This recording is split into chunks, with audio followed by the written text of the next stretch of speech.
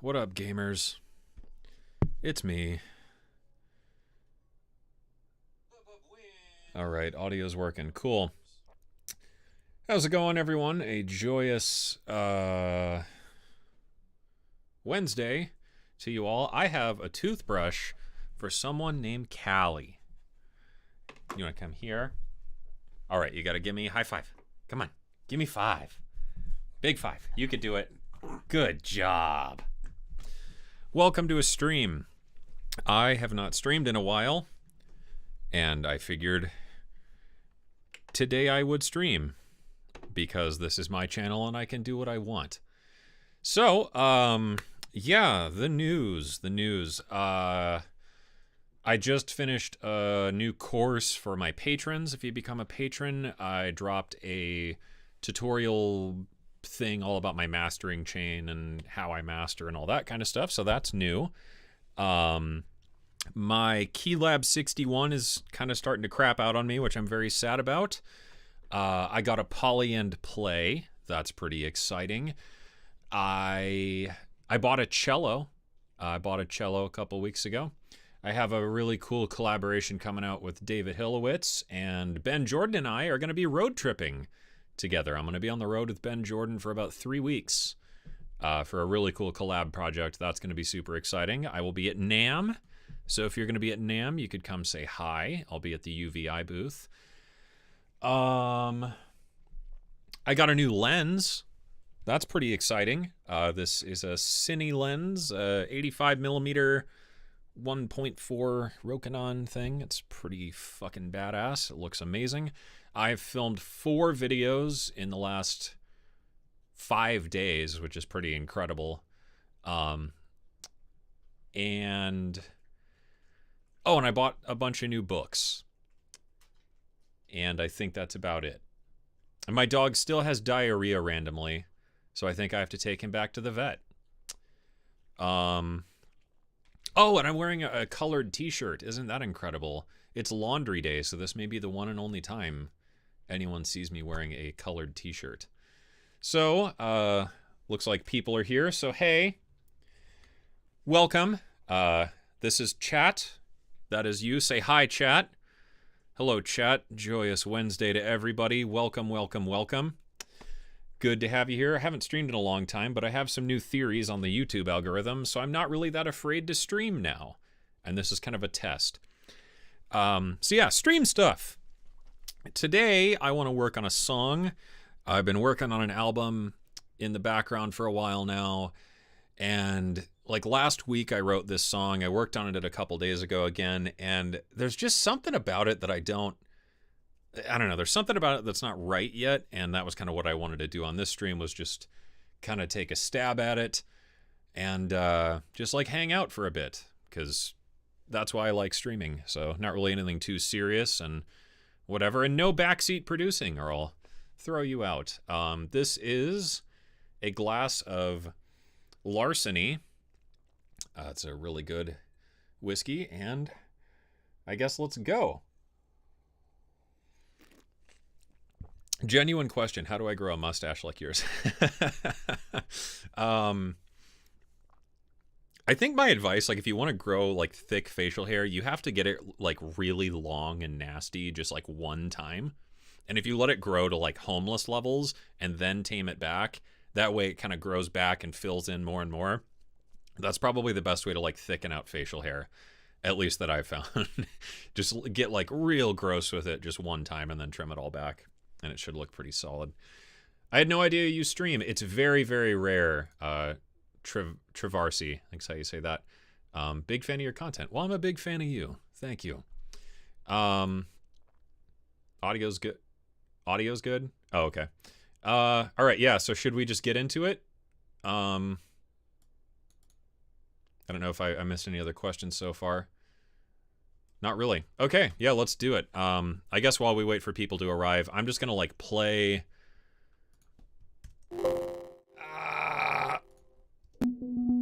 Yeah, I'm just gonna play the song kind of where it's at, and we will go from there. Should probably take off the mastering stuff. I guess we could just leave it with that, and let's add a limiter to it really quick. Don't want to blow my ears out. There's 1 and -1. Okay, let's go.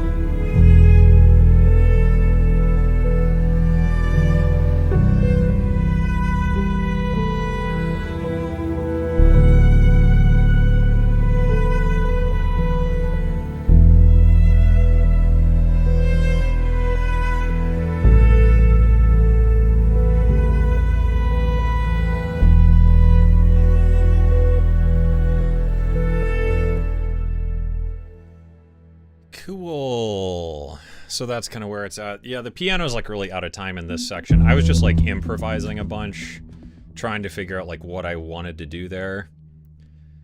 So I'm not too worried about that yet. Is the kick panned? I don't think so.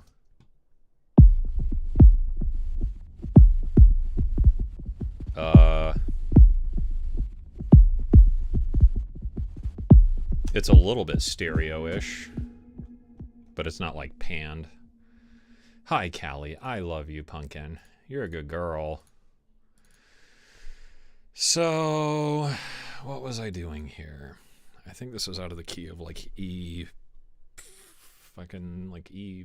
Phrygian or something?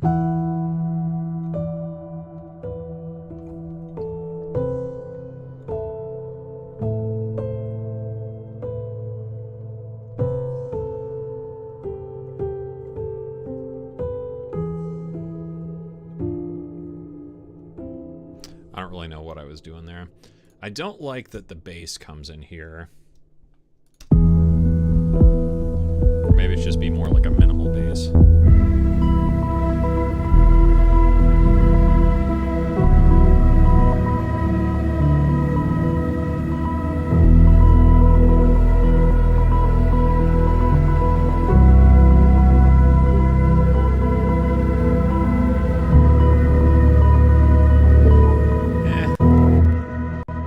On second thought, that bass isn't terrible there.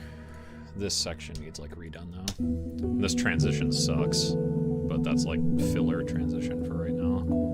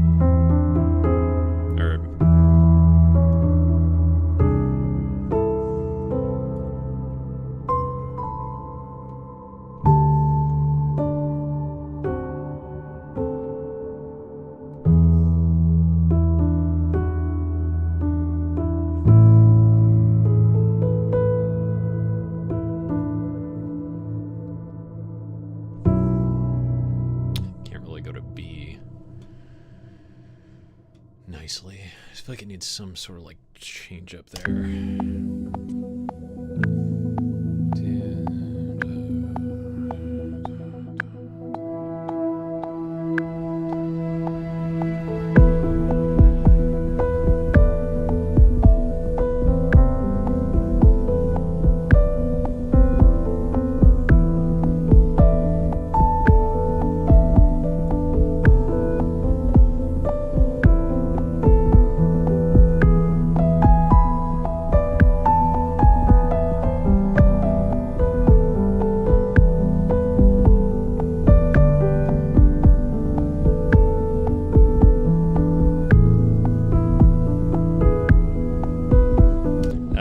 Sweet child of mine. Or maybe we we do something quieter with the piano and bring in like another ARP or something. Let's just like lay it down.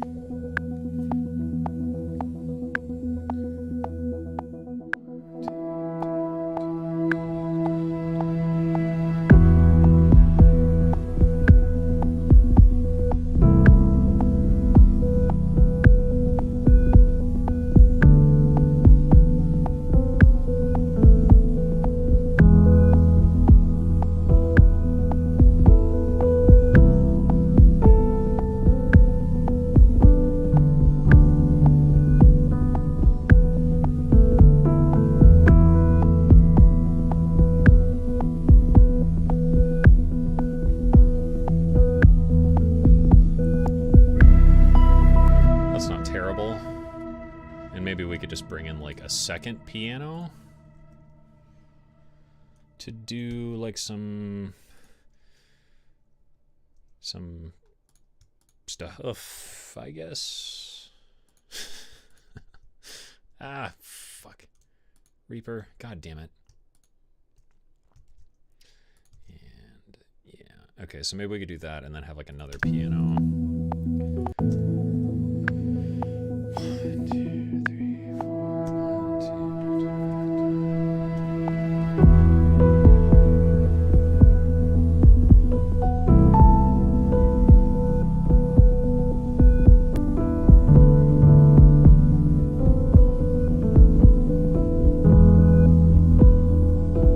meh.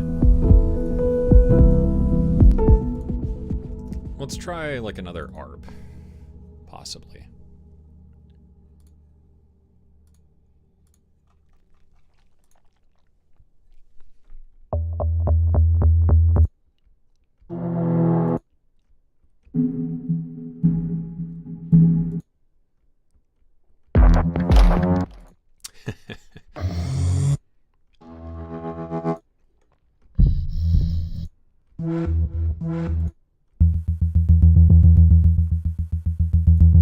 That could kind of work.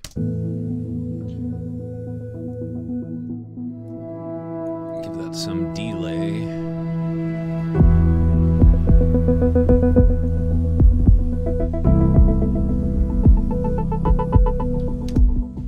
That's close.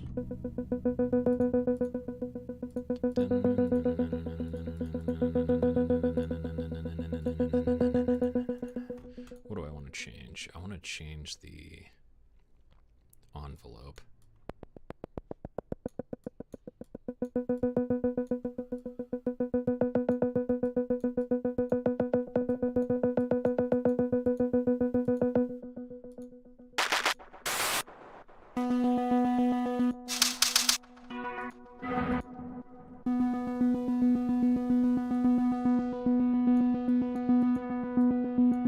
There we go. Okay, so this is cube ARP 2. Let's try that. 2,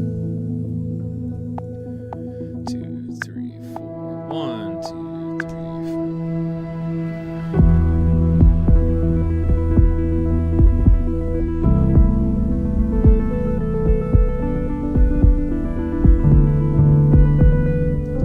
It's not really punchy though.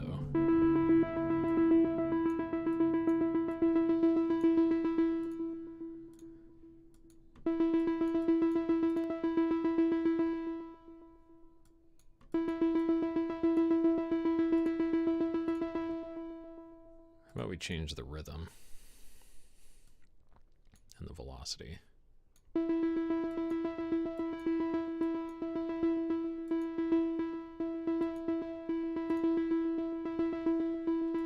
Maybe.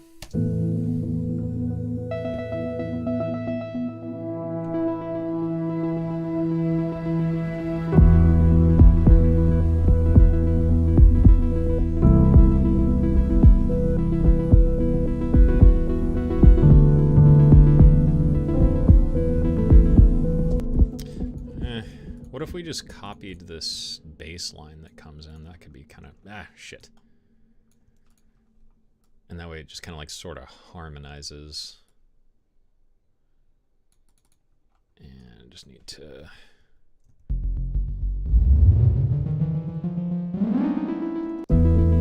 Might be kind of cool.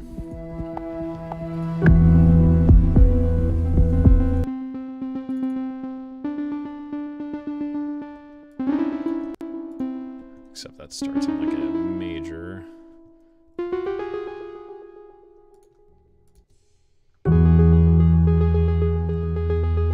That sounds cheesy as fuck. Ah. Oh, the MIDI editing in Reaper is so shitty.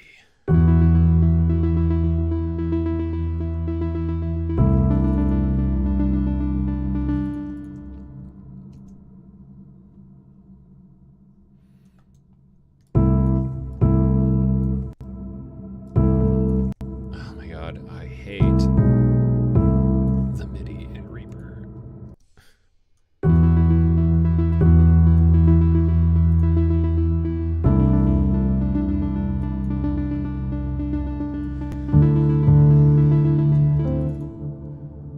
Why is that double hitting?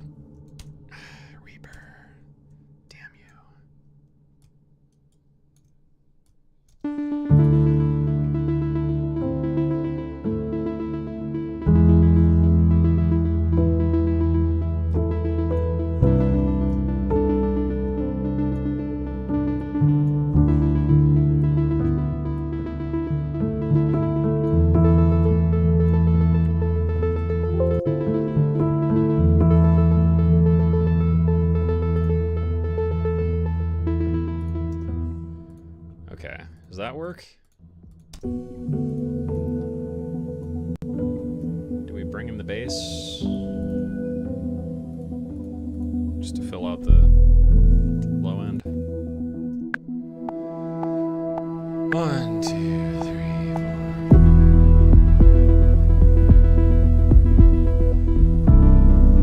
4. Yeah.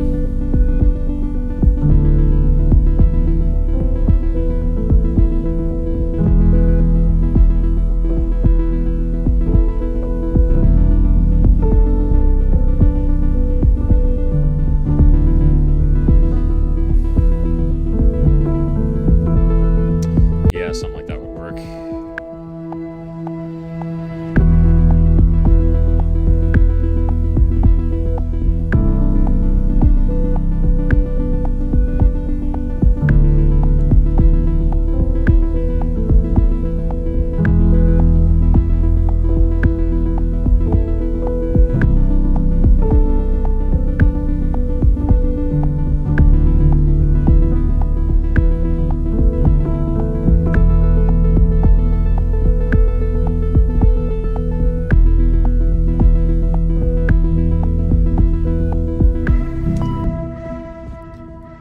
Okay.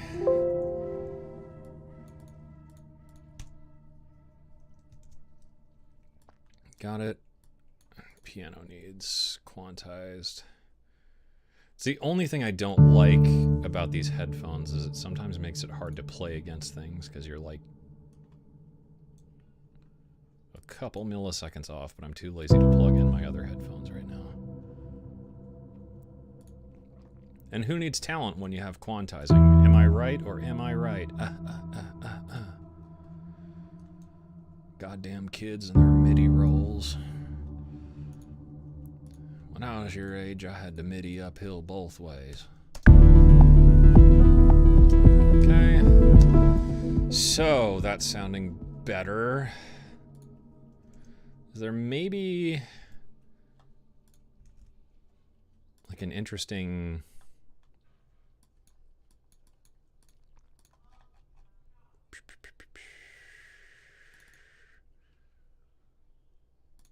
Yeah, could I do something with like... okay.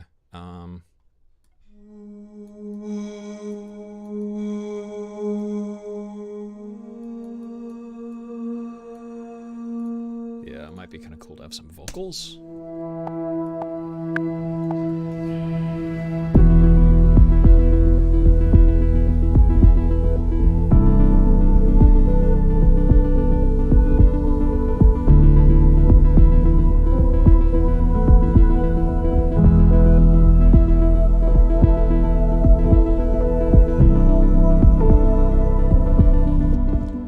Kinda neat. Could we do this to it? And then like a drive?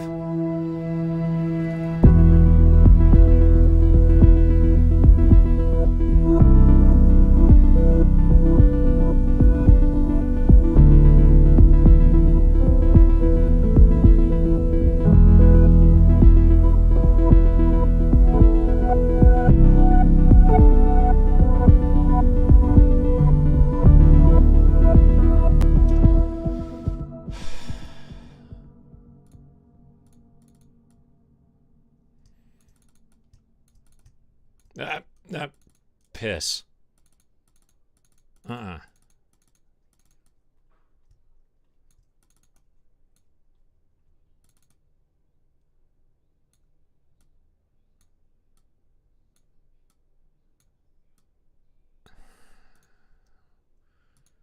does that sound?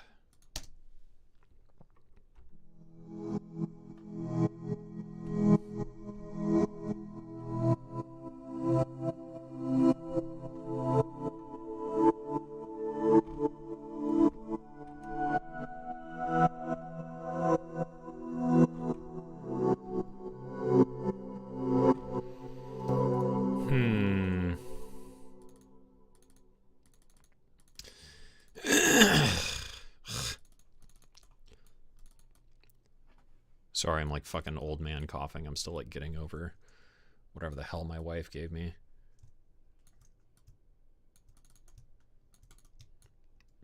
Fuck.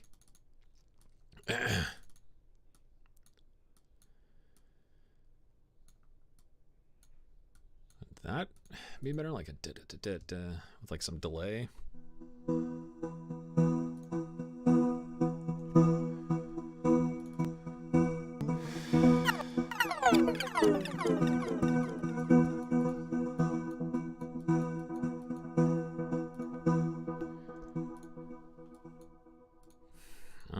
Maybe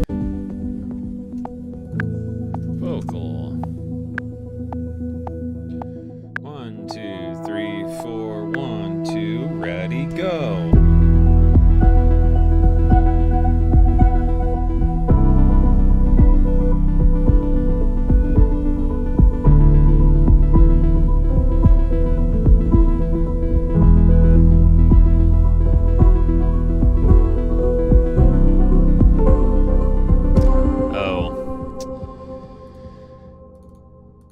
That chord won't work. I kind of like just the regular pumping quarter note thing, because this isn't really like a leading element. This is just like a background thing, and it probably needs some reverb. I need to color my reverb so I can see what the fuck I'm doing. And like maybe we could bring in the cello here, maybe like the center cello to layer with that.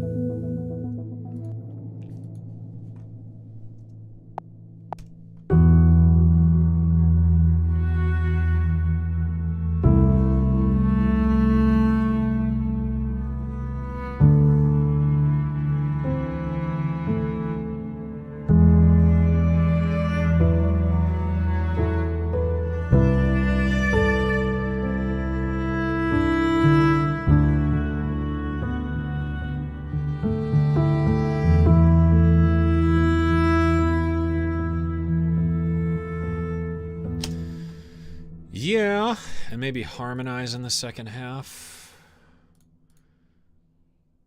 So what if we did that and doubled that with the vocal ARP thingy? Not ARP, but like the vocal whatever the fuck you call that. 1, 2, ready, go.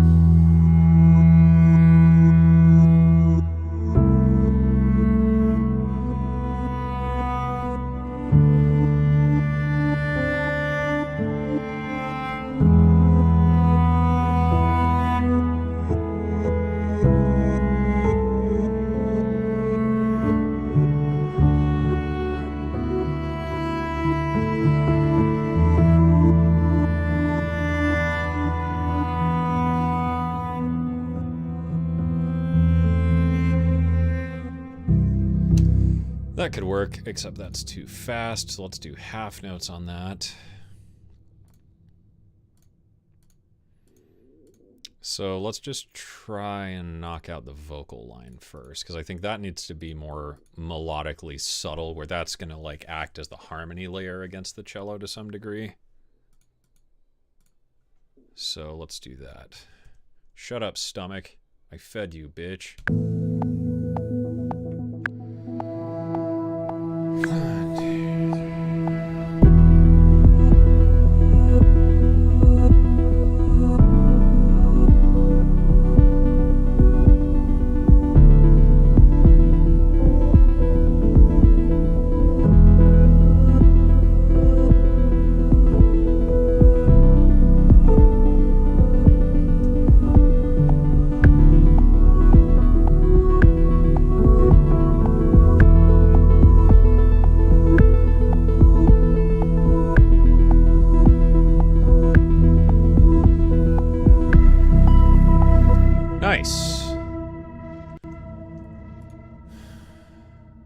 What's that one fucking British guy?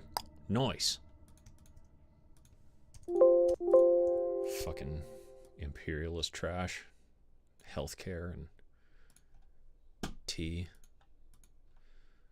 Alright, cello. Cello, governor. 3, 4, 1, and 2.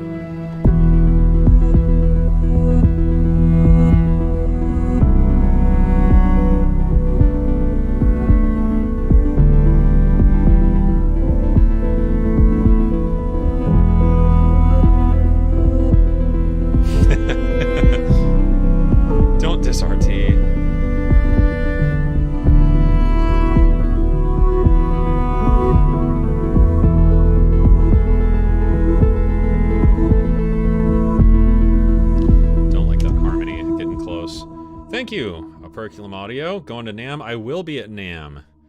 Eating hot pretzels with cheese. Yeah, I can't wait to spend fucking $83 on, like, overpriced convention food. $9 bottle of water. It's gonna be awesome. Okay. But yeah, I'll see you at NAMM.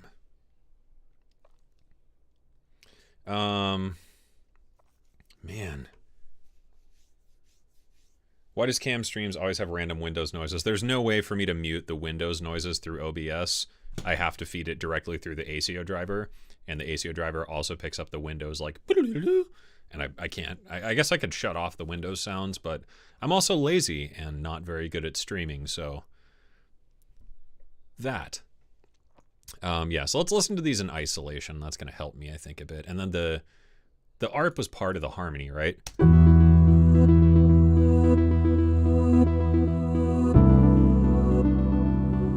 Kinda. And then the bass. Okay, yeah, that would be helpful if I could, like, just listen to those really quick. So let's do this cello.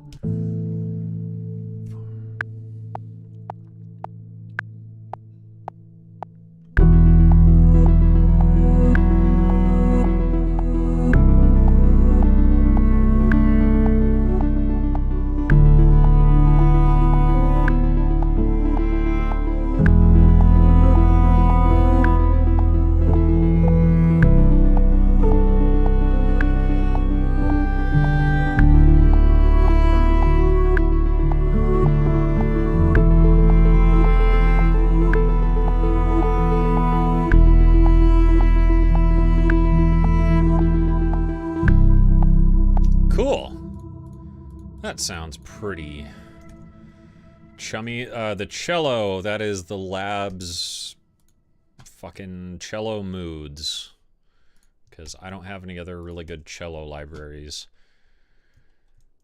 And I'm my goal with this album is the cello I bought, I would love to replace these parts with cello. I don't know how to play cello, but I want to learn. And that's a pretty lofty goal, to replace like an entire album's worth of cello, of like learning cello in 10 days. But I have done dumber things, so. Actually, I do have one other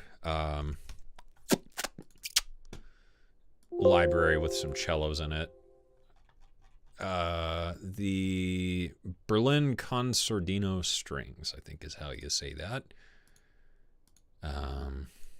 Let's see. What do we got in here that's interesting? God, I don't know my articulations.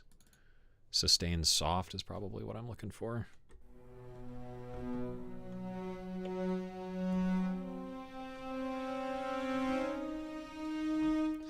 Sustained, or soltasto. I know soltasto is one I like, because that's when you play like really, really, really soft.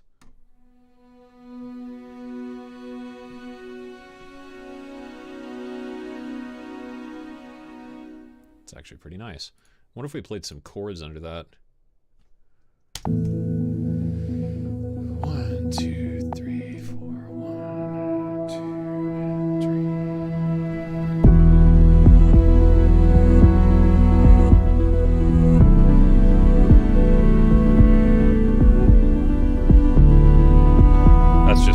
That's really nice, but there's like way too much happening, and that's too loud. So why don't we duplicate that and we'll just turn it down.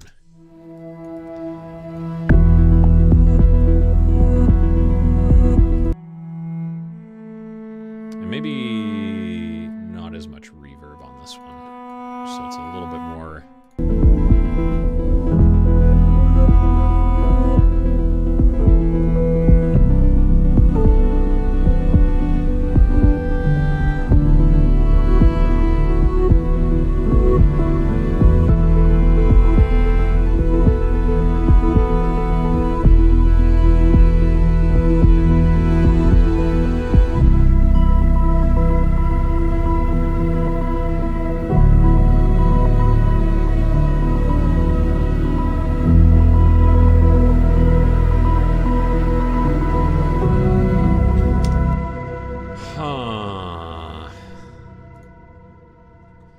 else have I got that's interesting?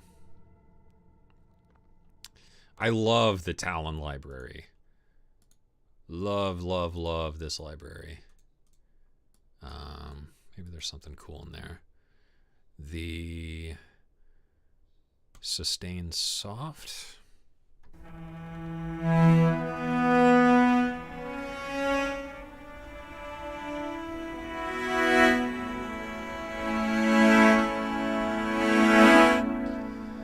Or the Portato.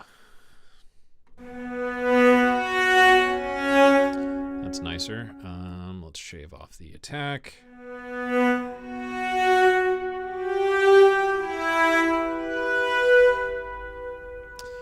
Maybe we could do something with that underneath here. 1, 2, 3.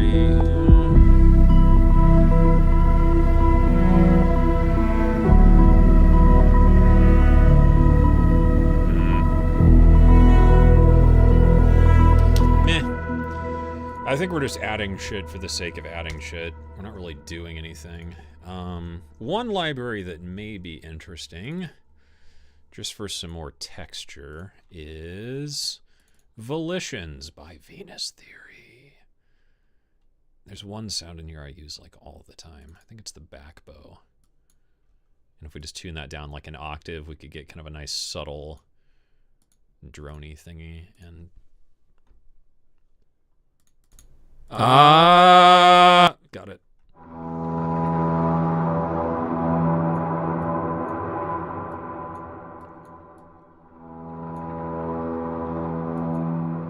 Except I don't want that reverb. I want this reverb.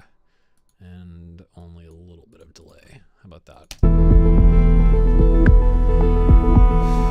1, 2, 3, 4.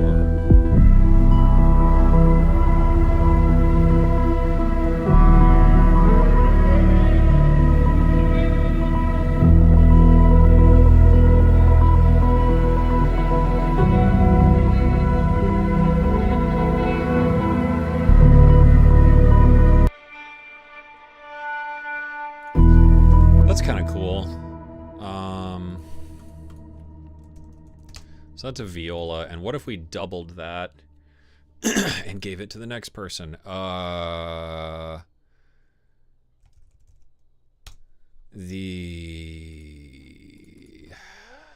the one I always use? Isometra. Just like one of the pads from Isometra.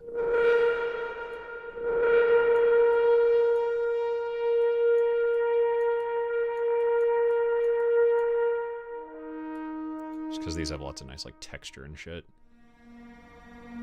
There we go. Now we're talking. This one's free, by the way.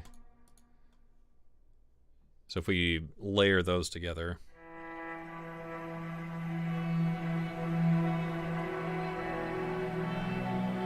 Yeah. There we go. That's interesting. But more synth than viola.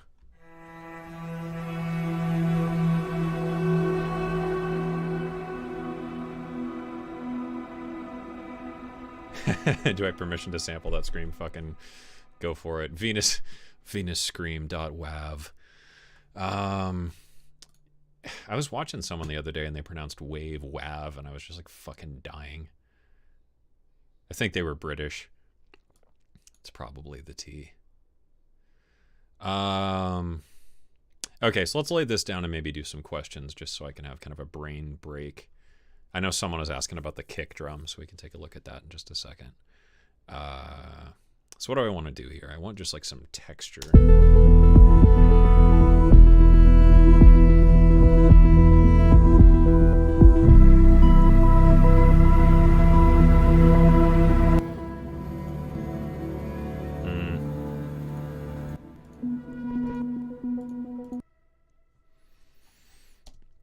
Is this the pad? Yeah, that's way too loud. Okay, so turn the pad down and then just add like a drone.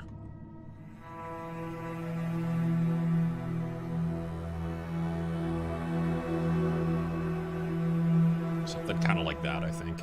Should work. Record multiple tracks, yes.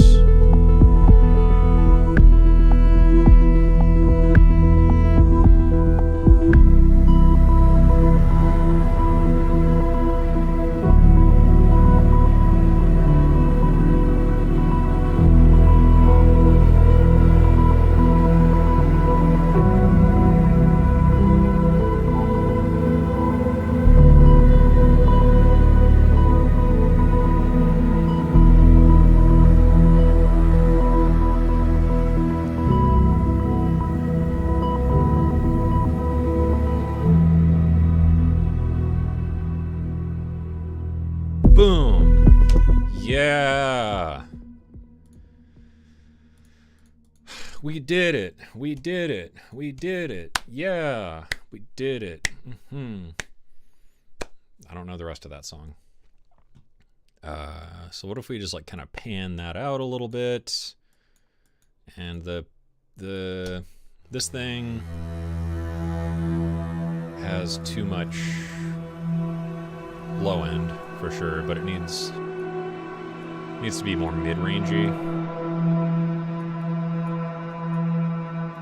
like upper midsy.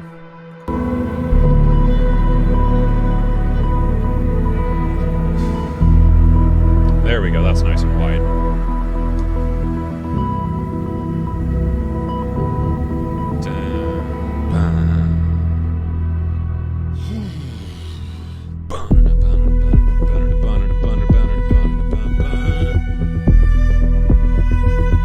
Sounds like Halo. It does kind of sound like that. And speaking of, what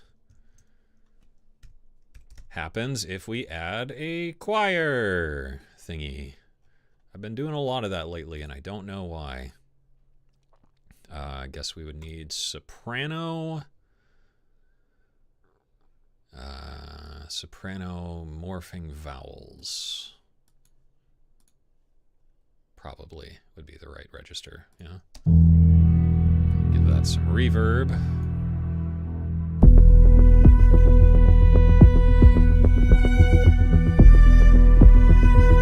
Oops, gotta go up.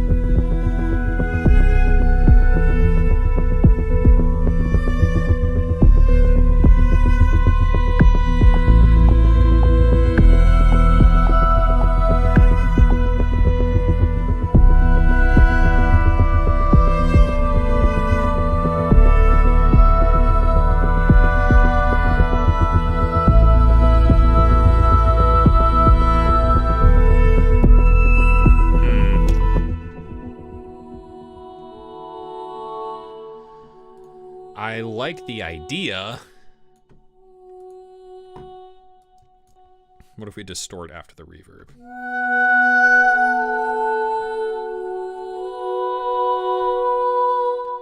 Some release.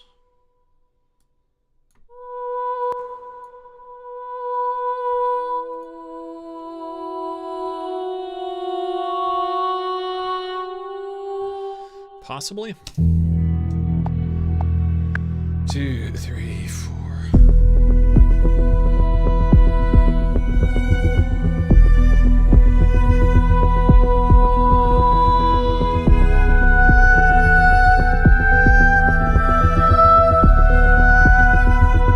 Nah.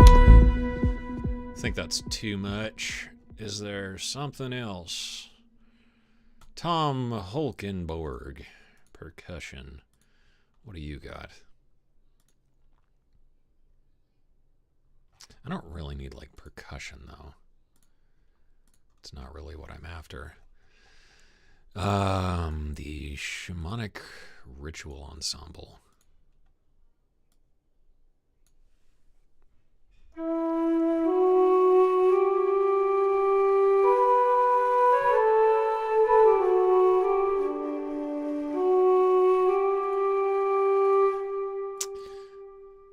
The Flute Ensemble? What does that do?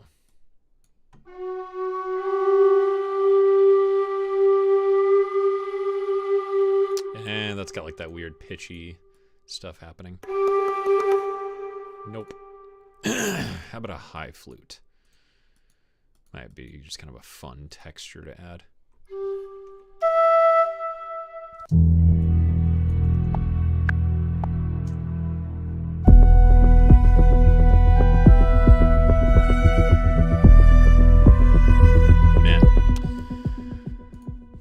Need to keep it minimal anyway, otherwise it just doesn't work. It needs to be like nice and punchy, and you're not gonna have, can't have punch if you don't buy it at the store. That's a phrase people say. Okay, how about questions? Maybe. Uh-oh.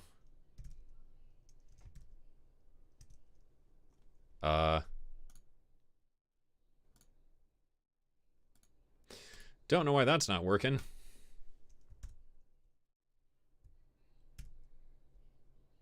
And now I'm upside down. Isn't that interesting? Yeah, so hello, Chablet. What up, y'all? Been a minute. What questions do we have? I thought you were a Bitwig user. I am not anymore. Your mustache, tell me more. I grew it myself.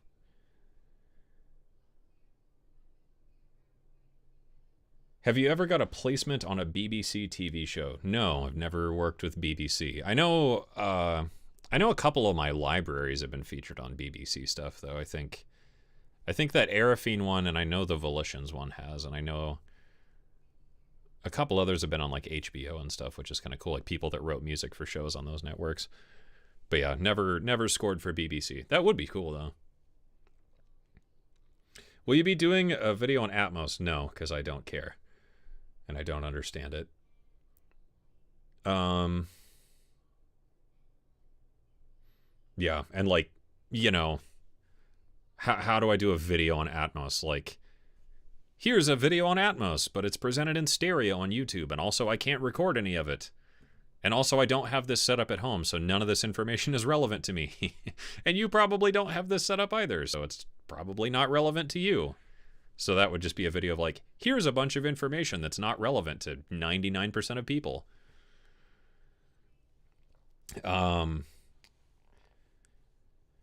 What mic do you use? And does it have effects on your voice? This is the Rycote HC22 shotgun microphone, but it's not the one I use for videos. The one I use for videos is a Comica something or other. I don't know. I bought it on Amazon. It's like 99 bucks. This is like an $800 shotgun mic. No effects though. I don't think I have any effects on it right now. Do I? Filters. Nope. Yeah, so this is just the raw signal into the Arturia AudioFuse Studio. But for my videos, I have like a noise gate and a compressor to catch any like loud, you know, accidental like ah, and then I use a de-esser on videos, and then sometimes I have an EQ on it because when I film with that camera in certain spots, like if I'm close to the wall, there's kind of this like boomy, like 300 hertz thing that happens. So I sometimes have an EQ just to duck that out. But other than that, yeah. How heavily do you recommend Reaper and why? I mean, if you need a DAW, Reaper is one of the DAWs of all time. I like it, but the reasons I like it are mostly for like sound design things and whatever. You know, Reaper's kind of a case use thing. For me, it's just really handy because it does a lot of the things I need to do very quickly, and I can like macro them. So, you know, I could tell Reaper like, hey, chop all these samples, normalize them to this value, export them with this name string, and run them all through this set of VSTs, and then export them to this folder. And I could do that with like a key command, and that's really, really powerful when you're rendering out, you know, 4,000 piano samples or something. And I like it for video scoring. It's really good for that. Workflow overall is good. The MIDI editing sucks.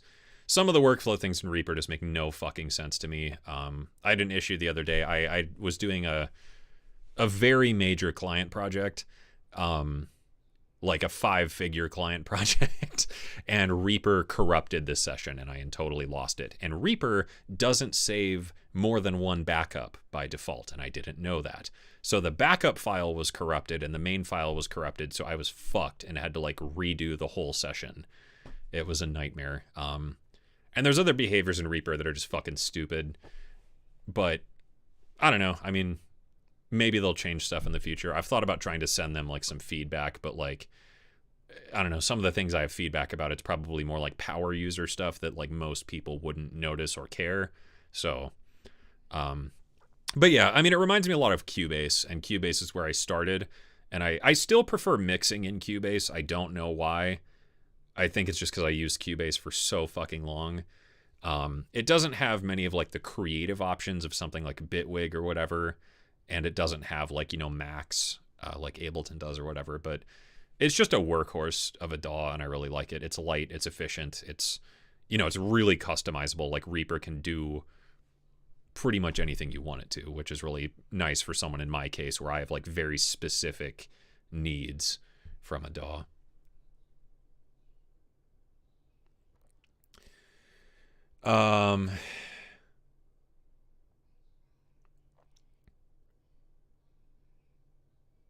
Let's see, what other questions have we got?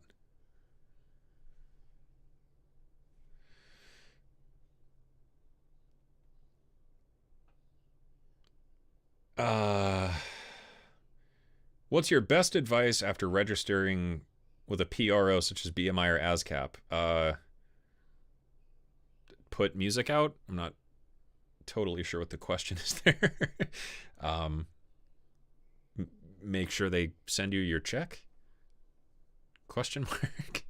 If you could clarify. What's busted with the Keylab? Just a couple keys aren't really working anymore, and I could probably fix it, but I'm just like tired, and I've been doing a lot more piano stuff lately, so I think I'm just going to upgrade to like a weighted keybed, because if I ever need like a synth action keybed, I have the Polybrute right here, which is like awesome for that. So I think the Keylab, it's just time.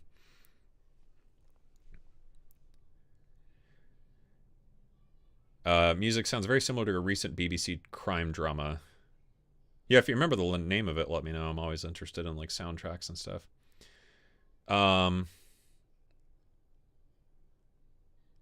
Questions. What monitors are you using? Atom S2Vs or SV2s. I always get it mixed up. Atom Audio SV2s, I think, or S2Vs. One of the two. And then I have the Atom Audio Sub 10 Mark II, I believe is the model. Very, very expensive. They sound unreal though. But I did see that the new Atom Audio A series, they have some smaller ones that look really nice, and they have the SonarWorks reference built into them, so you can like have the monitors calibrated to your room built into the monitors, which is like super fucking cool. And the A series is like very, very affordable. I think I got to hear one of the new A series models when I went to the Atom Studios in Nashville, but they didn't have all of them. But I know they have like some big ones, and then they have like new ones that are like 5-inch ones, I think, something like that. So those are cool. I also had Tannoy Gold 7s before those, and I really, really liked those. But I mean, they don't compare to the Atom Audio speakers whatsoever. But like the Atom Audio ones are like fucking, 8 times the price. Yeah, the Tannoys I really liked, and then I think it was Kali Audio wanted to send me their new like desktop monitors that are like little 4-inch ones. I just don't have any space for them on my desk currently, but I think I am going to take them up on those once I sell off some gear. Just for like a second set of near field monitors would be nice, just for mixing and stuff, especially since I do so much more like game stuff lately. It would be nice just to have like reference speakers.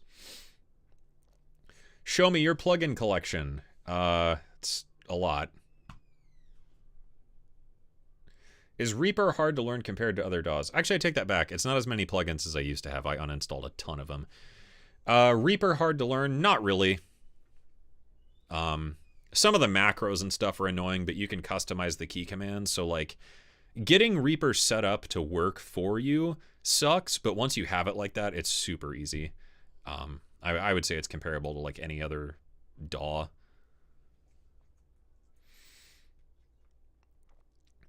Have you forgotten about the Reason Rack plugin? No, I use that a lot, actually. I use the players quite a bit. Sometimes I still use Friction.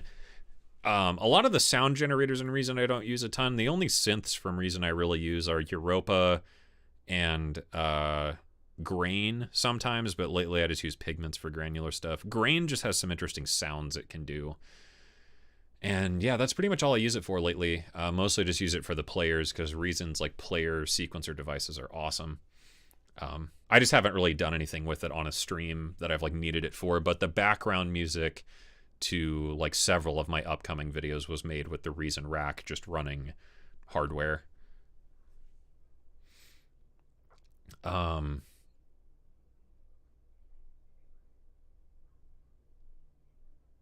A setting to use, yeah, so I had to go into Reaper and manually add like make sure to do multiple backups every 10 minutes or whatever, but like the fact that every other DAW I've used does that automatically, so that really fucking pissed me off.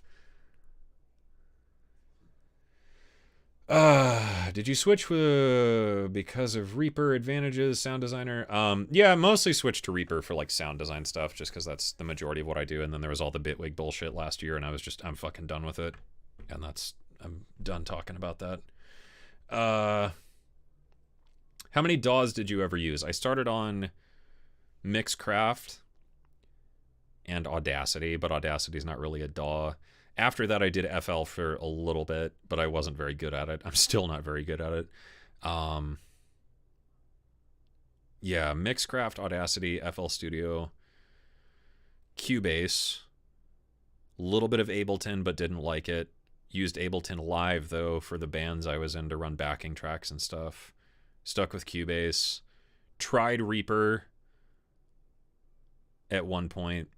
Didn't get it. Stuck with Cubase and just paid like the fucking $500 for an upgrade or whatever it was. Then Bitwig. And now back to Reaper. Or I guess, well, now to Reaper.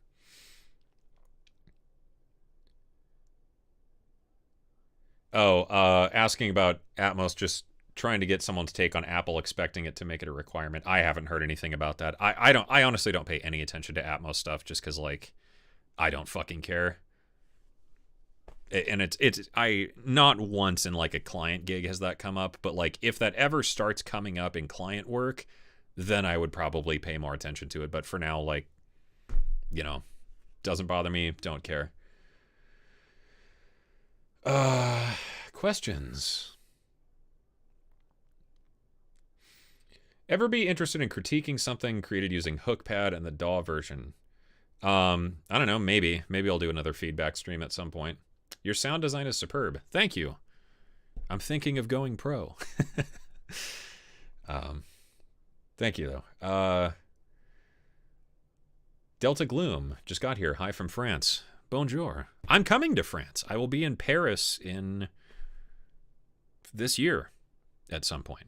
That will be fun. For a client thing. The atoms are worth it, but a bit perfect. I mean, yeah, they're really high-end monitors, but like in my line of work, it makes sense to have like super ultra mega precise monitors. Yeah, for like home studio stuff, these monitors are way fucking overkill. Like you absolutely do not need the S2Vs, but like the A series sounds really nice. The old A7Xs, you know, those are like really highly regarded. I don't think they even make those anymore, but yeah, those are great, you know. But like the Tannoys and like the monitors around like $300 to $500 a piece. In that range, that's like, I think that's probably where most home studios can top out.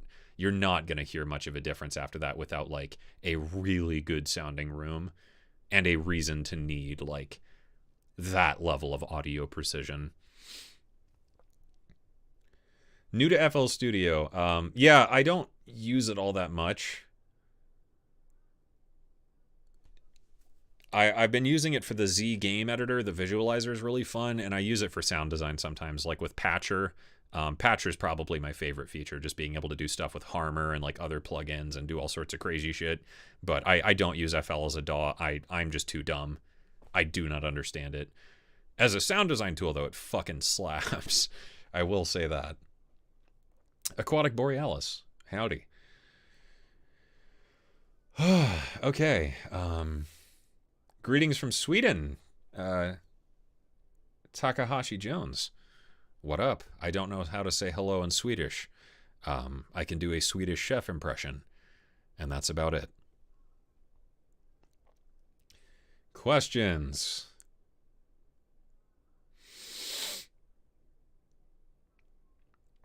What's the origin story of the name Venus Theory? I was in a band, and that band broke up, and I needed a name for something that was like electronic, and my wife was going to be my wife was the original vocalist when Venus Theory was like a duo thing.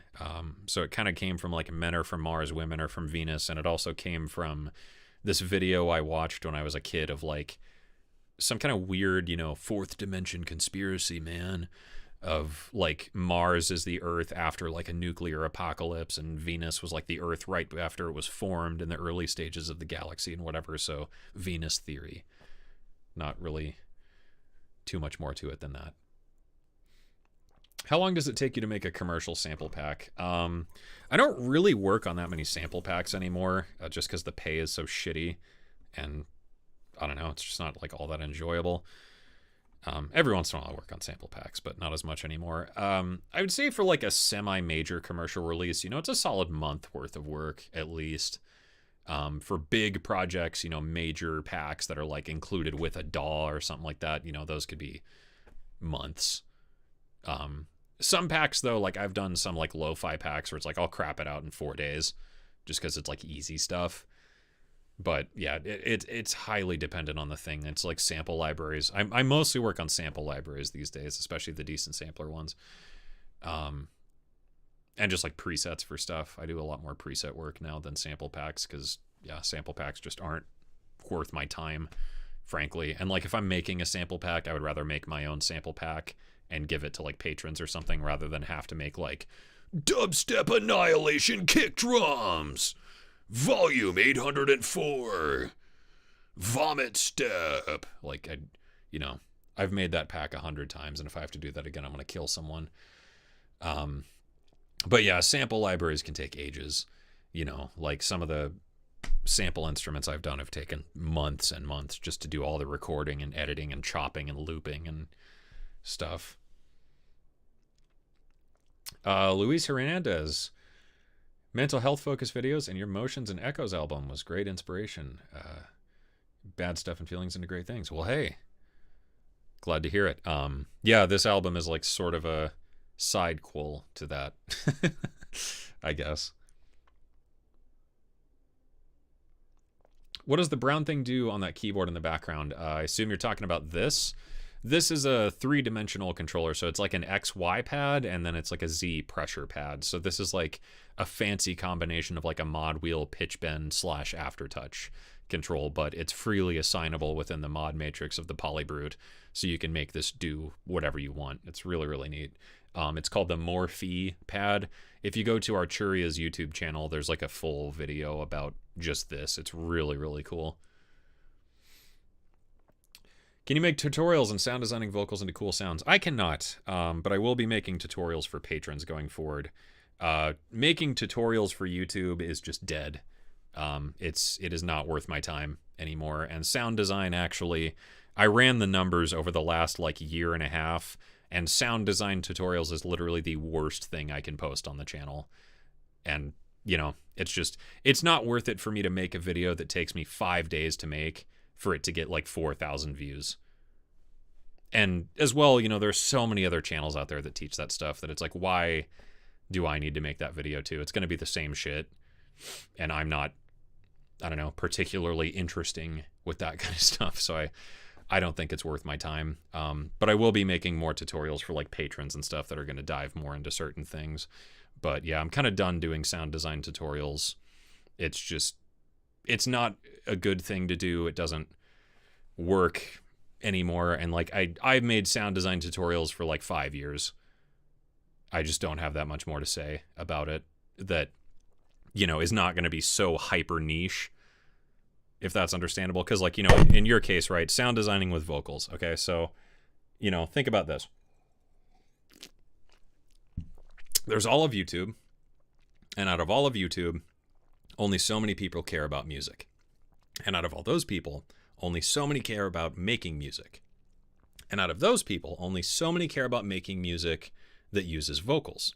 And out of those people, only so many people care about sound design and want to make their own unique sounds. And out of those people, only so many people want to learn about making music that features sound design about vocals within this specific DAW. And out of those people, only so many are willing to have certain plugins or pay to get them. And out of those people, only so many are interested in making music that features sound design about vocals using these plugins within this DAW about this genre of music. So why would I make that video at this point? You know, it's just, it's not where I want to go with the channel. I'm not interested in doing it that much anymore. And I just feel like there are more interesting things to talk about. And there are videos where like my heart is going to be in it. And that's way more important, I think, because that's immediately going to come across on screen if I'm just not interested in what I'm talking about. You know, like that's the number one rule is like make the videos I wish I had and make the videos that I think are going to help people. And I've made every sound design video on the planet that I care to make, you know. Caving and spelunking. Yeah, we're thinking about it. For NAMM, should beginners go or should we wait a little more experience or develop to attend an event like that? If you can go, it's super fun. I mean, it's really neat to meet like the people that make the gear and all that. And it's really cool to talk to all the people there and, you know, get to meet people who are like super high up in the industry and just like have a conversation and like get a beer with, you know, some gajillion Grammy winning engineer or something. Like that's so cool. It's extremely overwhelming, I will say that, but I don't think, you know, being like a pro is like a prerequisite of attending NAMM. I think there's value for it for anybody that attends just based on like the connections you make, the people you'll meet, the companies you'll interact with. You know, it's really, really cool. It's like the fucking Disneyland of music shit, which is cool because that's like, you know, it's like streaming. I love having conversations with people who understand like what the fuck I'm doing. And NAMM is like one of the only places you can have that, or other conventions. Like that's why I like KnobCon in Chicago so much is like I can go and talk to people about synthesis and modular and stuff, and they understand what I'm saying when I talk to them, which I'm sure a lot of you can appreciate is hard. Like if I go to talk to my wife about, you know, music or harmony or something, her eyes just fucking glaze over. So yeah, I mean, I would go. Zonima hopped in here from Seattle. Howdy. VPS Avenger. No, haven't tried it.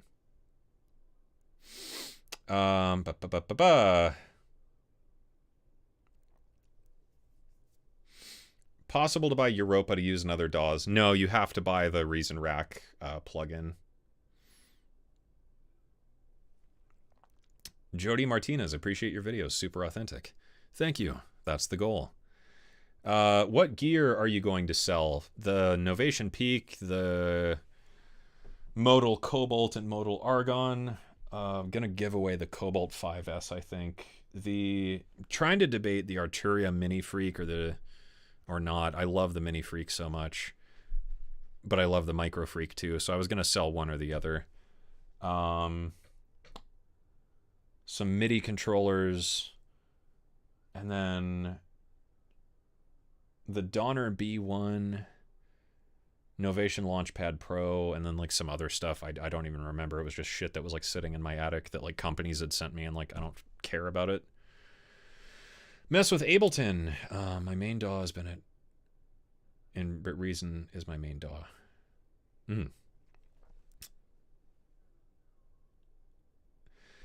FL Studio is easy. It's easy if you start on it. If you're like me and you come from a background of like Pro Tools and Cubase, FL is so different that it makes no sense.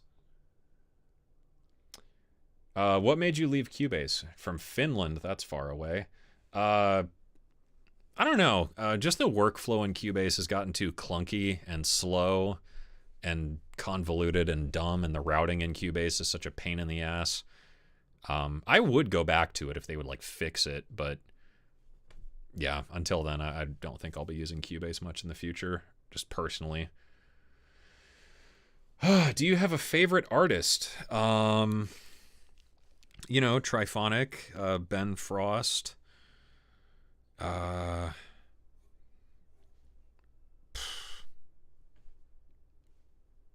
don't know, who else have I been listening to lately?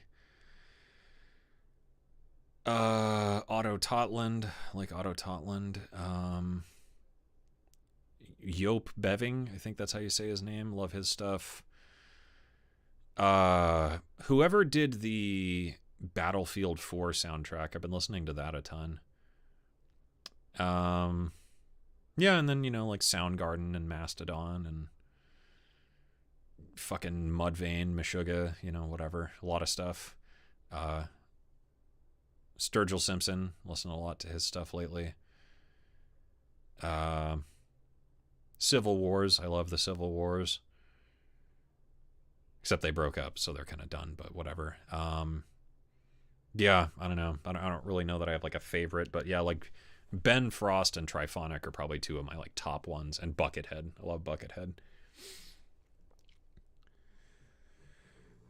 If you were about to invest in a new MIDI keyboard, which one would it be? My Nectar Panorama. Yeah, I'm looking for an 88 key weighted keyboard. I think I might get the Arturia one. Otherwise, I know there's a Casio Privia something or other that I really, really liked at NAMM.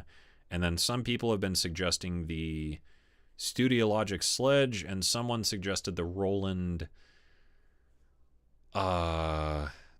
LPX 88. I want something with like an L88 in it, but I don't really know yet. I think at NAMM, I'm just going to go play a bunch of MIDI controllers and then decide, because there's no stores near where I live that carry that kind of stuff.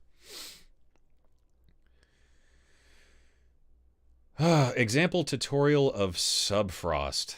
Sure, we could take a quick poke at that. Not really much to do for like a tutorial, but I can just kind of show you what I do with it.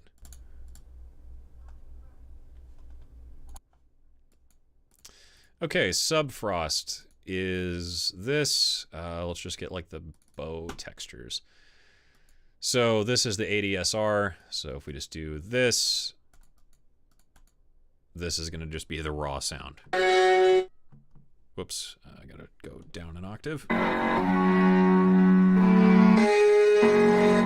So we could soften that out to get more of a bowed texture. Just playing with the ADSR here.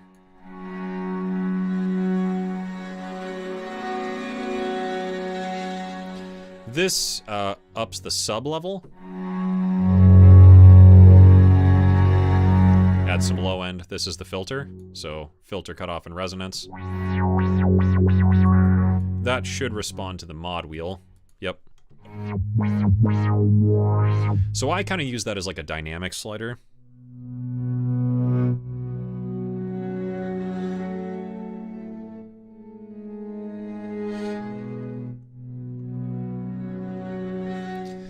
This is the reverb, which we can choose a reverb here. So let's go with like the tape echo reverb.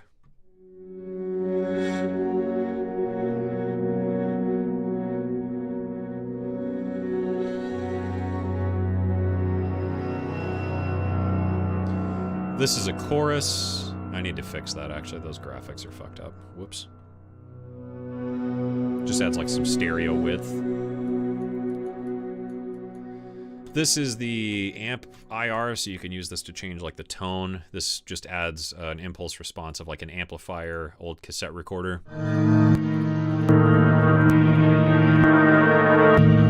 So just different like tones you can generate.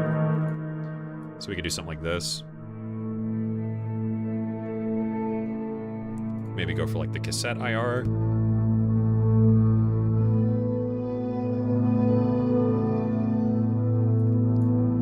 Or turn it off. And that's subfrost. The end. I mostly just made it as like an interesting string texture generator. And then it's got like the granular patches.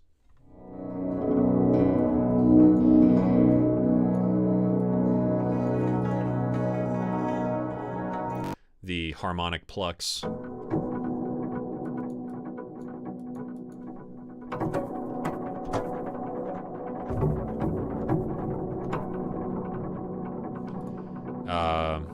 The ensemble, yeah, like the natural bow textures. So this is tuned up to the regular tuning and not the sub recordings with the 96K mic.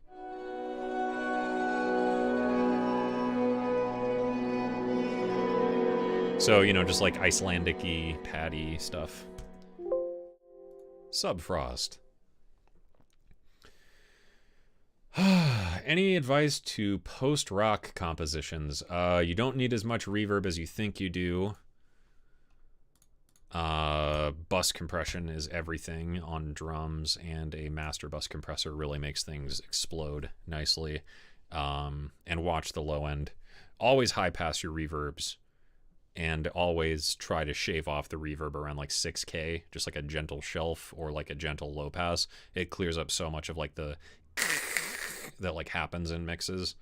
I learned that from Pensato's Place. If any of you have never heard of or have never watched Pensato's Place, go subscribe to that channel right now. That channel should not be legal and should not be free. Like, everything I've ever learned about mixing that's been actually useful has been from that channel. Paid music instruction. Meh. I just don't know that I have the time, and especially with all the time zones and stuff. But I'm probably going to do some courses this year, like public courses. I'm thinking of doing one that would be like a composition course where I would open it up for like 20 people, and we would work over the course of like 2 months on just like composition and talk about that kind of stuff. Mostly for like games and shit like that, you know, kind of like the stuff I do, and like demo tracks for clients, you know, that kind of stuff. So I was going to do a composition course and open it up to like 20 people, where it would be part like pre-recorded stuff and then part like live instruction, like Zoom meetings. But I haven't figured that out, and I just haven't had the time, and I would have to figure out how to price that, because like I don't even know. Thank you, Mr. Lost. I'm trying to keep the chat where it was. I think that's your name. I can't quite see on my screen. Let me blow that up bigger. Mr. Lost. Yeah, thank you. Oh, and you can skip the line. I guess you had a question. Do you have any advice for writer's block? I have a video coming up about that, actually.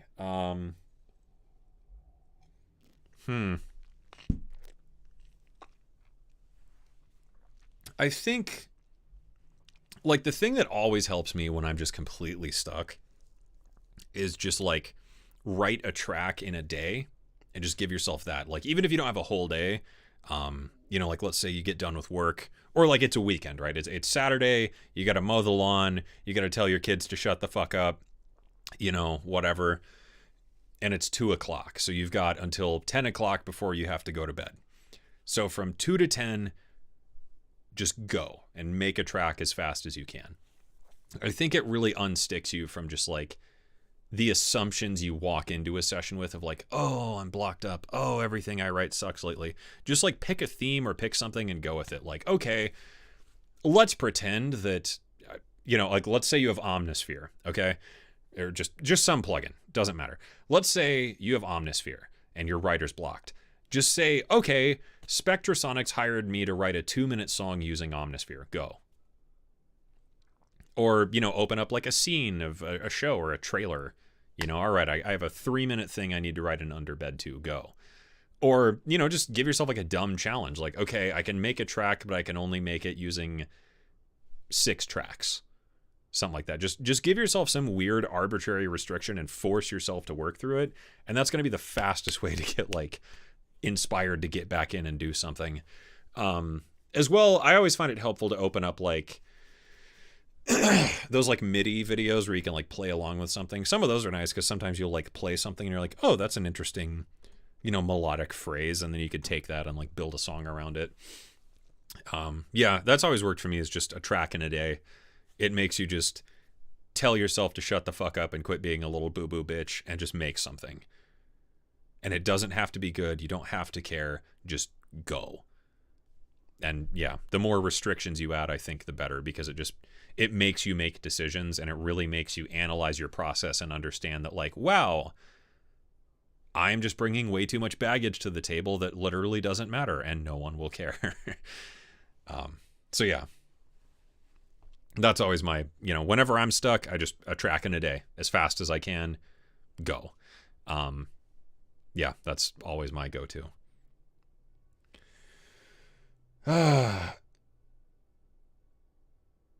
Talking about Vomit Step, any further thoughts on Daylight Robbery and passing it off as your own? Sampling ethics was brilliant. Well, thanks. Yeah, I'm glad that video is doing well.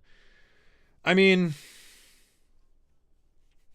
I don't know. I mean, I don't really have any more thoughts on it. I kind of thought dumped in that video, plus that splice video I did a couple months ago kind of covered the rest of it.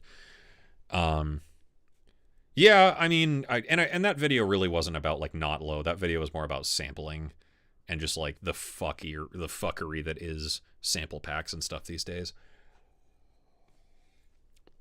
I feel like a lot of people were just waiting for me to like bash on not low and be like, not low is dumb. But there's plenty of videos that have already done that, and like that's what Twitter's done, and like I'm not interested in fucking drama. If you want that, you can go watch any number of fucking reaction channels or whatever. But yeah, I mean, I think it's an interesting case, because as best I can tell, Not Low just like recreated something pretty fucking close, and like that's interestingly questionable. Like I said in the video, that was a scenario I had posed in that splice video, and then to see that happen was like, huh, interesting. So, yeah, I don't really think I have anything else to add to it. Do you happen to know where I put my keys? Probably where you left them. What is your number one go-to plugin or effect? Eventide Black Hole. Stupid fucking answer. For sound design stuff, usually Infiltrator. Love Infiltrator. For getting started on a song, I really like Piano Tech, and I really like Synapse Audio Dune 3. Newfangled Audio Generate is also one that's just, I always find that one really inspiring. Lunacy Cube I use a ton of, because it's just got really cool sounds and patches and stuff. Yeah, those are probably my go-tos, just to like get an idea going. And then Pigments is great. And then if I need something more advanced, either Falcon or Phase Plant, just depending on if I'm going like synthesis or sampling. Favorite kind of work? Music related, of course, or maybe not. I don't know. I really like writing music for games. Like I've been doing a fair amount for apps lately, and I've really been liking that. I would like to maybe get more into writing for like movies. I'd really love to work on like a Netflix movie or something, but I don't know. Don't know how that would work exactly, and I'm not cool or important enough to do that. Yeah, and I don't know. I really like making decent sampler libraries. I just have so much fun with that, and I like that I can just release my own. That's always really fun. But yeah, sampling's just interesting. And I think it's fun to sample like different gear and stuff. 23. Hi, Venus Theory. Nice to see you. What up? Okay. Maybe we'll knock out just a couple more questions. This chat is getting way behind. I love your current format. Old stuff is here to study, and introspective philosophy. Ben. Yeah, thank you. Yeah, I've really been enjoying that stuff. I just think like the philosophy and like psychology of art and music is so much more interesting, because it's like, do we really need another video on like fucking pedals from like a white dude with facial hair and glasses? Do we really need that fucking video? Because like, and same thing, like with sound design, like there's Loop Op, there's Ricky Tinez, there's Bo Beats, there's Jeremy Red Means Recording does like gear videos now and again still. There's like Midlife, and I mean there's so many channels doing that stuff, and they're so good at it. And like, San JC or someone just like, fuck, I can't do that. I can't do that level of production. So why would I waste my time just trying to be like a lesser version of that?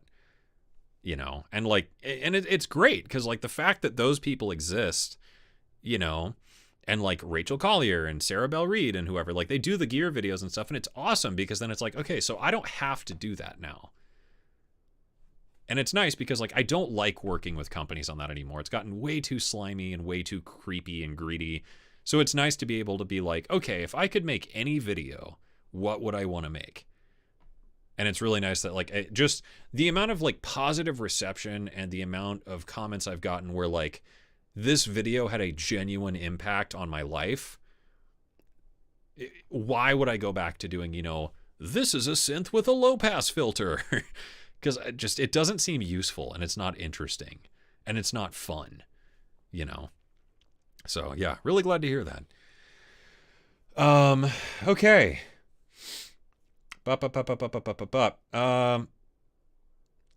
How much do you read to achieve transferable ideas that you apply to the creative process? That's actually one of my upcoming videos. It is 5 of my favorite books that changed my life as a musician.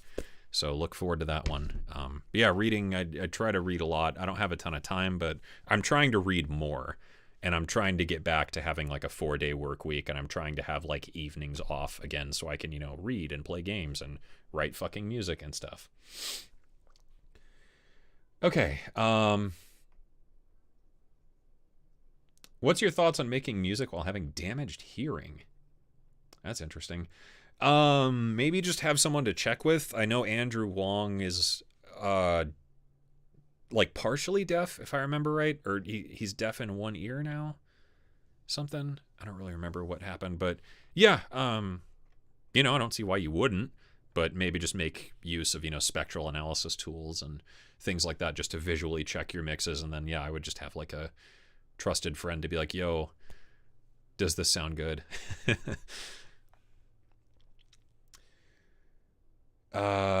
Selling the peak. Why am I selling so much? I'm just bored of everything and I don't need it. You know, it just takes up space up here. I want to make music. I don't want to play with gear. You know? Elaborate on YouTube tutorials are dead. Including story is better. Yeah, I mean, like I said, just tutorials are dead. You know, that existed years ago. Seamless, Sadowik, you know, all the guys I grew up watching. And, you know, yeah, I feel like that scene is over, you know, of like person with webcam talking at a screen. And I feel like that's just been done to death. It's way oversaturated. You know, like anyone can make that video. If I'm going to sit here and say how to make amazing color bases, I could certainly make that tutorial, but how many other videos are there on that? Why the fuck would you watch mine? So I think it's better to make content these days that's more authentic. I guess I will say that. So like if your heart is in it and you're super passionate about making tutorials, then make the best fucking tutorial you can. But, you know, you gotta have something interesting with it. Just sitting there turning on a webcam talking about how to make one hyper specific thing in FL Studio with this set of plugins, probably not gonna do well. But if you could do something interesting with that format, then, you know, go for it. Because I think, you know, channels like Oversampled or I keep calling him Oscar, Underdog Music Academy, you know, like those are peak tutorial channels. And if you can do that and you can do that with conviction, then absolutely go do it. Just for me, I'm not interested in it. The views are just not there when I've done that content. So I don't think it's something that my audience relates to at this point. I guess would maybe be the better way to phrase that. Okay.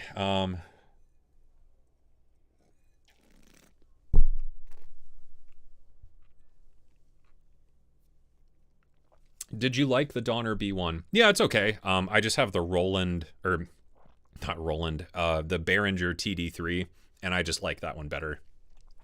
So I don't need two 303s. What is the theory behind Venus theory? How many mustaches would a stash? Yes. Which cello? I don't know. I need to fix it because the sound pin thingy fell I don't know what brand it is. I got it for $200 at a like antique store. I'll have to look at it. I don't know what brand it is. It doesn't have like a name on it that I saw, so I don't know. But it plays great and it sounds great, so I was pretty happy. Any regrets leaving Bitwig? Not really. I mean, I miss some of the modulators and stuff, but like, it hasn't stopped me. You know, been making plenty of music and been getting a ton of work done, so not the end of the world.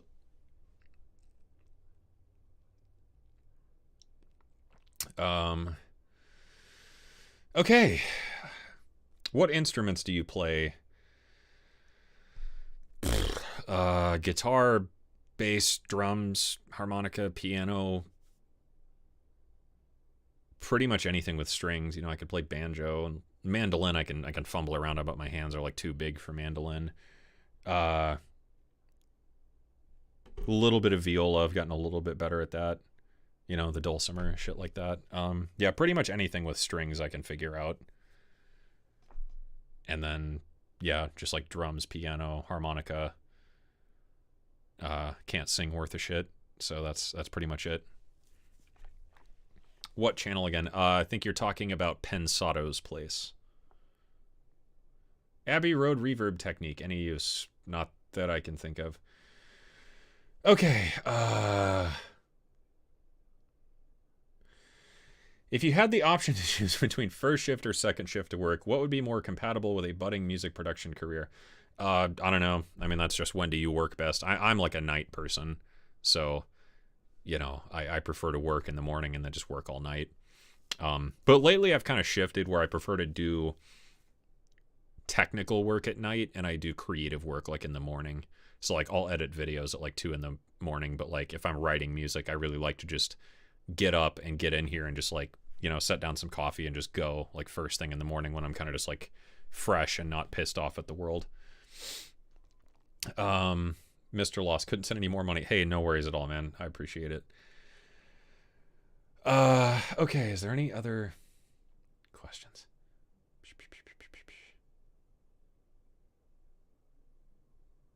Did you ever try out the Jomox drum machines? I almost bought one, but they weren't in stock.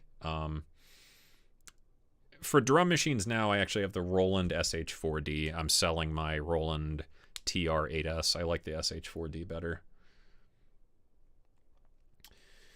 Okay, skipping ahead, I don't think there's any other major questions.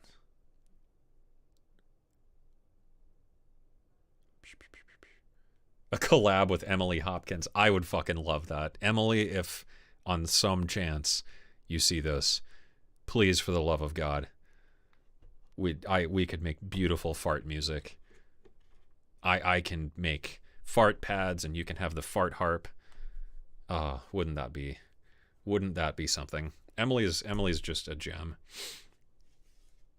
I don't know what even to I like how Emily's channel has gone from like I don't even know how to describe it. Like her old videos,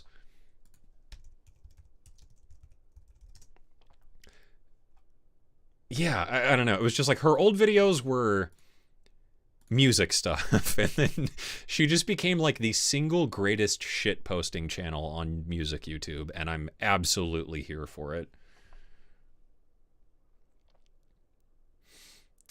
Jeffrey Derry, enjoy your content on YouTube. Very insightful, outside of the box views on music creation, and the music industry in general. Well, hey, thank you.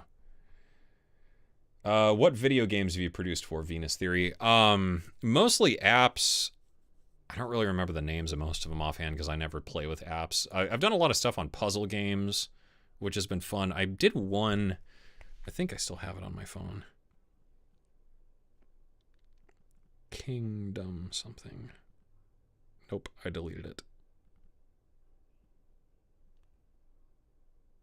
Don't know. Yeah, mostly apps, which has been kind of fun. App music kind of sucks, though, because it's like, you know, marimbas over and over. I am working on a couple of games right now that are going to be on Steam, I think. But I don't think I can say what they are because of, like, NDA stuff. One of them is, like, a spy game, which has been super, super interesting.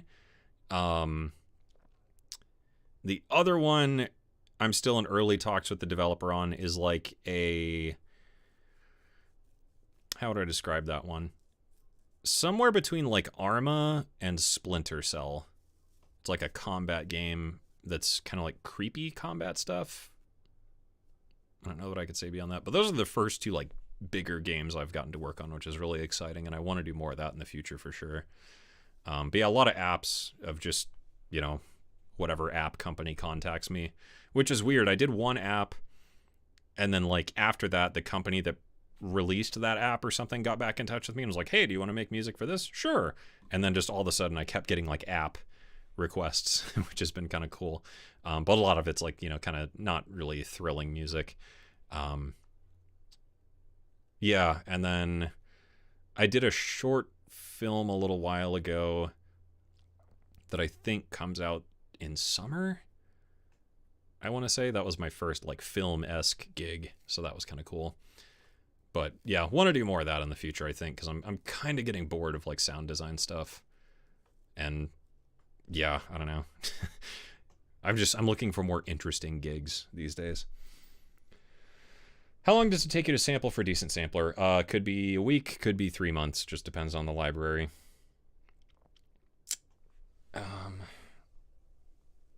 Sanjay has amazing production. Dude, doesn't he, though? Like, Sanjay's videos are just like... Ugh. They're so good. I don't know how he does. I don't know if he edits himself or not. I don't know. If I run into him at NAMM, I'll have to ask.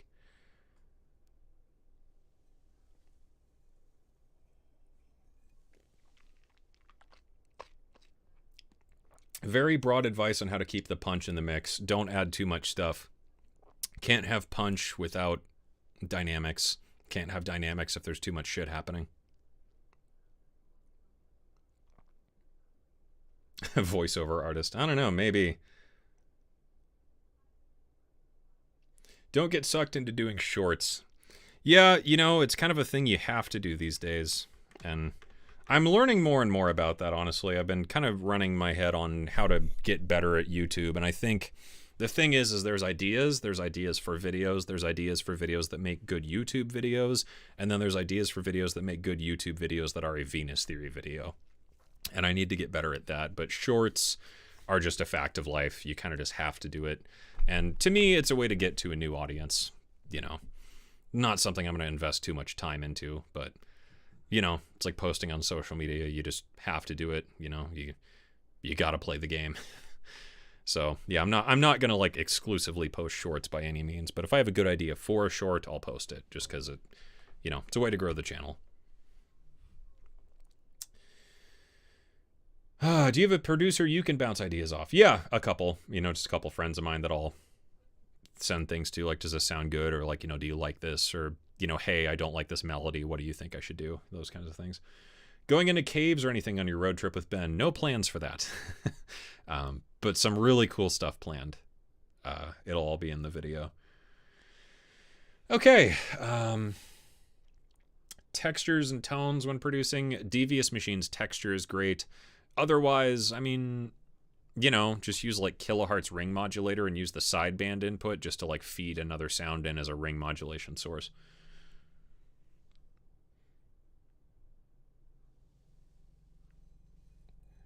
What do you think someone with no following should make videos on? Whatever you're interested in. Your niche and all that is going to be defined way later. Just make 100 videos. You know, what's the thing from Mr. Beast? Make 10 videos and improve something with each one. And then after, yeah, whatever he says, after 100 videos, if you're not getting views, then we can figure it out. But yeah, if you have no following, just, you know, make videos about whatever you're passionate about. That was what I did. And then eventually I just kind of figured out like, oh, people seem to like this sort of thing. So then I did that sort of thing. Oh, this sort of thing seems to do better than that other sort of thing that was working. So I'll do more of that. You know, the audience defines your niche. So, you know, just make fucking videos. You're going to die anyway. Might as well try. You know, it works or it doesn't. Stoicism, man. Just throw videos out. The rest will sort itself out later.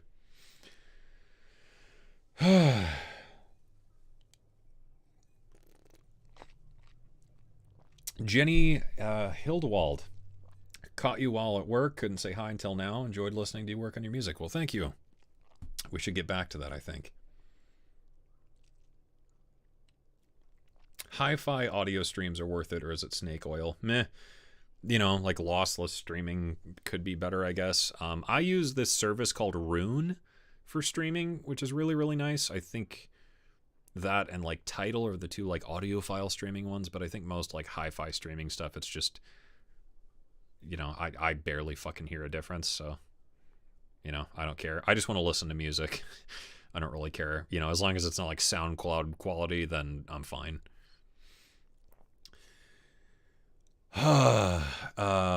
What is your advice on achieving an individual sound that stands out? I did a whole video on that, the goblin nerve. You know, just go with your first instinct. Your first instinct's always going to be the one that's most true to your own creative vision. You know, if you're compromising on what you want to do because you think something's going to sound better or sound more palpable, then like fuck that. Yeah, just go with the first thing that comes to mind and keep doing that until the song is done. No one's going to think about things or interpret things, you know, the way you do. Okay. Dreamwave, no. How much do you get paid for doing an app game? I just have like a day rate. So, you know, it just depends on how many days it takes me. You know, usually for most like bigger apps, it could be a couple $1,000s. But that's usually designing like the UI sounds and the music and the sound effects and things like that.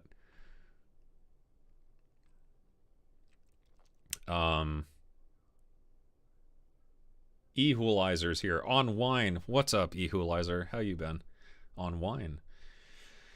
I pull up your videos to get creatively going and figure out what I'm doing. Much appreciated. Well, thank you, Insoloper.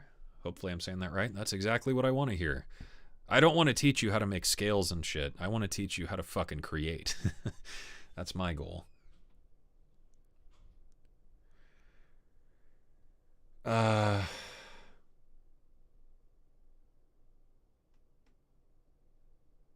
Shorts on production stuff. Yeah, that's kind of what I wanted to do with Shorts, was like, hey, here's a free plugin, or hey, here's like a sound design thing, because like it's not worth making an 8-minute video on like, this plugin is, oh my god, because if I see that again, I'm gonna fucking puke. So, you know, I'd rather just make a 60-second video that says like, hey, here's this really cool plugin, here's what it does, here's an example, go check it out. Because that's the video we're here for, right? And that's what I noticed when I was making those types of videos. You know, when I would do those videos, people only watch them for about 30 seconds before skipping to the next section. So why not just cut out the fucking middleman, save myself the editing time, and I'll just put it into a 60-second, like, hey, here's a thing you should know. Bye. And then I can make the videos I actually want to make. Okay. Let's get back to music. Oh my god. That hurt. Are you gonna punch Weaver Beats at NAMM? I wasn't planning on it. I forgot that Weaver's going. That'll be interesting. I think that's gonna be his first NAMM. That'll be exciting for him. I can't wait to see the Weaver news on NAMM. That's gonna be funny. Thanks. Talk about things that most of us don't want to. How to take care of ourselves as producers. Following your channel helped me a lot. Well, thank you, Salem. Yeah, I think that's the important thing about like the philosophical videos and stuff, is just like, these are the conversations we all have with ourselves or with friends behind like closed doors. So it's like, why not just fucking bring it out in the open and talk about it? You know, it's been so much more interesting. Like, and not only does it get more views and engagement, but like I said, the engagement is just so cool because like people have discussions and ideas and stories and like, you know, I feel like, and like, you know, this is conceited as fuck, but like, I feel like by doing those videos, I'm doing something that matters. You know what I mean? Like, I can't help but feel like I'm on track for something here. I don't know what's going to happen, but I don't know. I just feel like if I keep doing that stuff, there's another layer to this that's going to pop off at some point. I hope. Jesus. Yeah, so let's do music. Let's make a music. The little cupboard door behind you. The cupboard door behind me. Oh, that? that my synths are on, that's a shoe rack from Amazon, believe it or not. That's a big, like 72-inch shoe rack or something. It was like $90 or $80 or something. It's fucking great. It's like the perfect size. It actually fits a 61 key controller or synth, which is like dope. One of these days I'll have to do a new studio tour video and like talk about that, because that was like one of the best purchases I've made. Do you EQ your voice to sound more bassy? No. I can prove it. This is my audio input, and there's nothing on it. I used to have a noise gate here, but I removed it because this mic is really good about that. So this is just bare naked Venus. Penistheory.com. Busyworks Beats. Anyways, on wine. Yeah, so let's figure this out.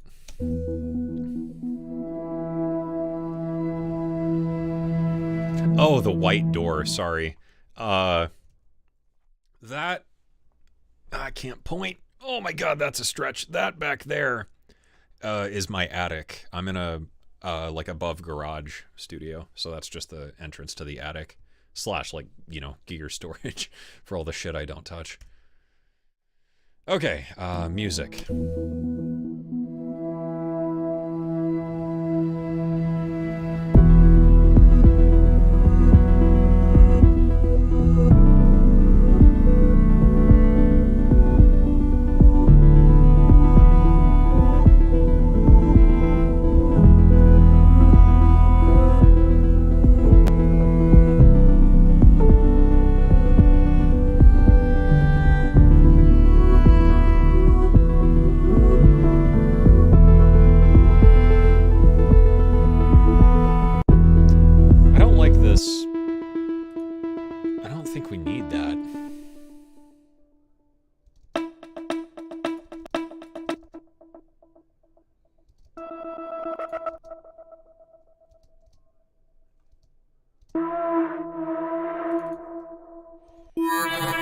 Ow.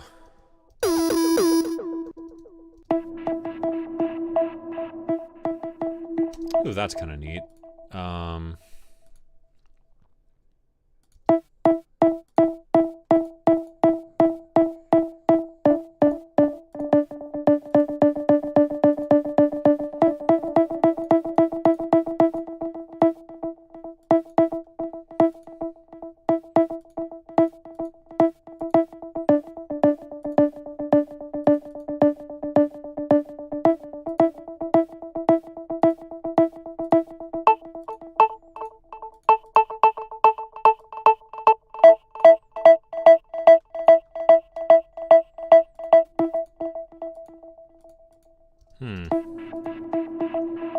That's cool.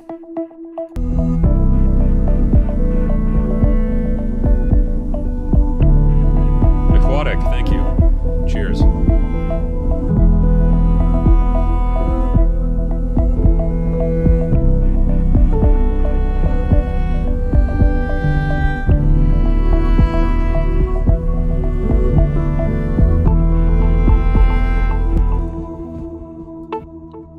Don't like that.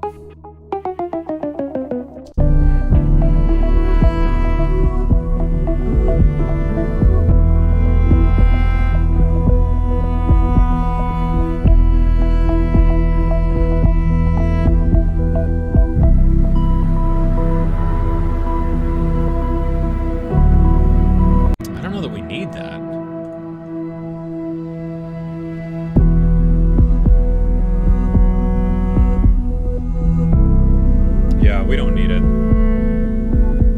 No.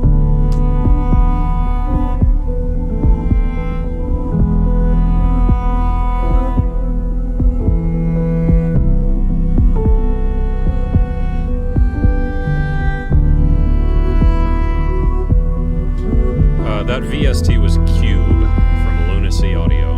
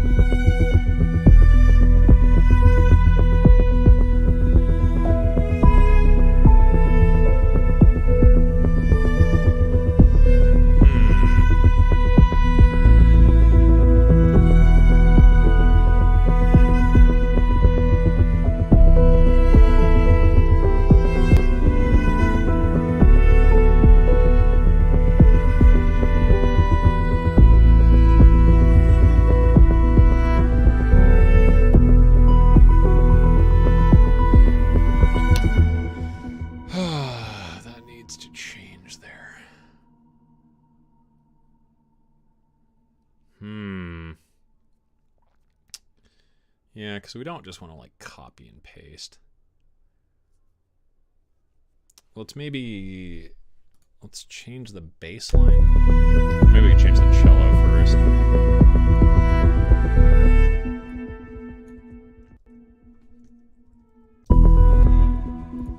So let's do like some harmonizing on the cellos.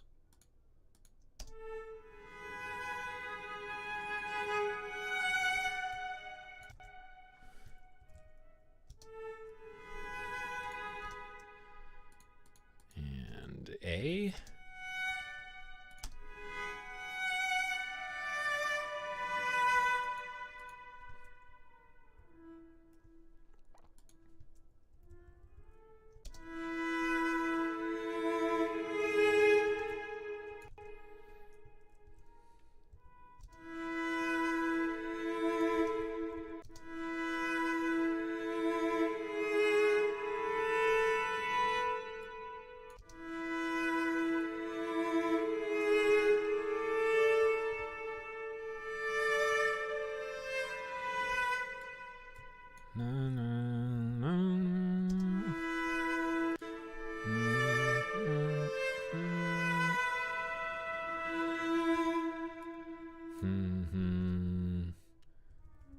Fifth below.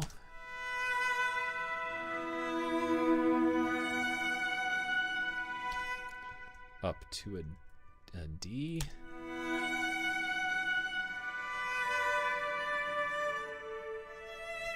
That's maybe an A there.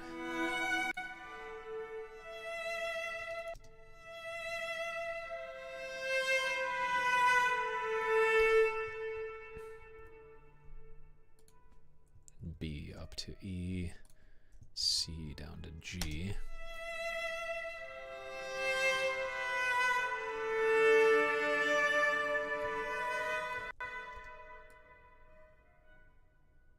Can we do the major third there? Whoops. I think that's out of the range of a cello.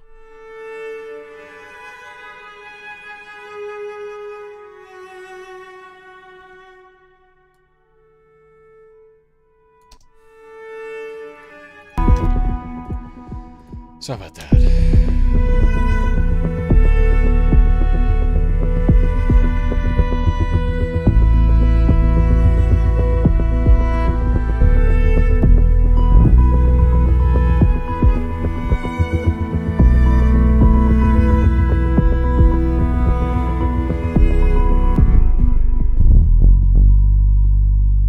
A G.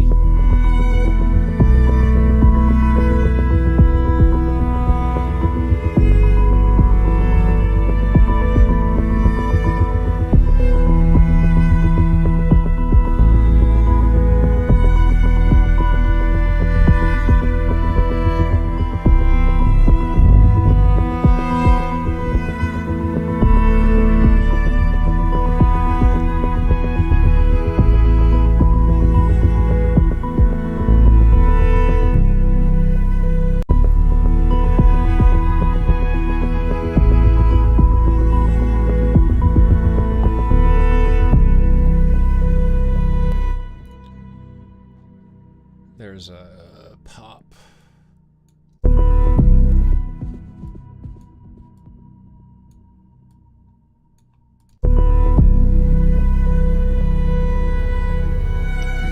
Cool. Yeah, I'm not worried about the violin here yet, but this is the cello, but I hear what you mean. But yeah, I usually work on like writing and then mixing and then mastering. I don't like to do everything at once or else it just gets confusing and I don't know why I'm making decisions other than just like doing stuff. I don't like mixing on stream really either, just because it's like, I don't know, everything on stream always becomes so like psychologically performative, and I'm not here to like flex, and that's typically what people want, is to like watch a stream and be like, oh man, next level, wah, and like I don't fucking care. I'm just gonna like write music. You know, I don't know if that makes sense or not. Maybe I'm just a dick. That could be it as well. Is that copy pasted? That's copy pasted. That's fucking lazy. What could we do there? Reaper blog, what up?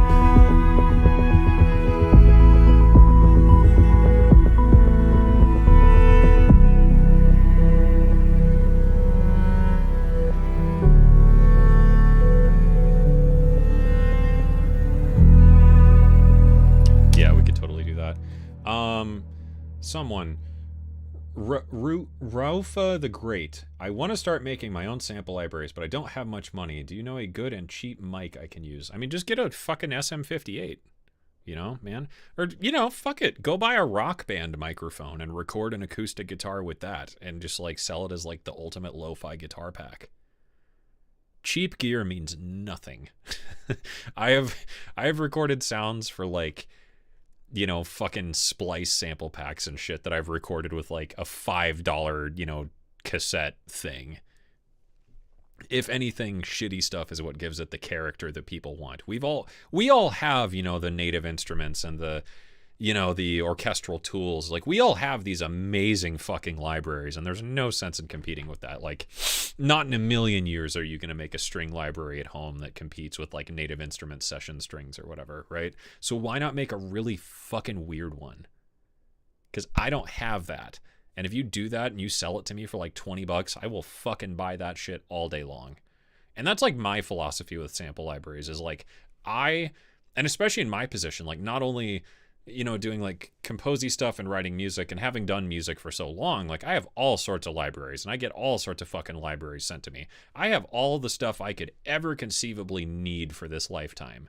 I still go out and buy those weird $10 instrument libraries because they're so out there and I don't have that and no one else is making that kind of stuff. So, you know, go get whatever mic you can. Better yet, go to like a thrift store or a pawn shop or like something. Find some weird, gross vintage mic and do something with that. I'm sure there's something cool you could do with that.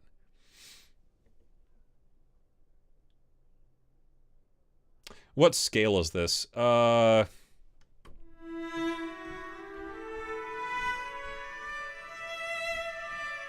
no. It's E minor with a little bit of like E Mixolydian-ish, E Phrygian-ish at times.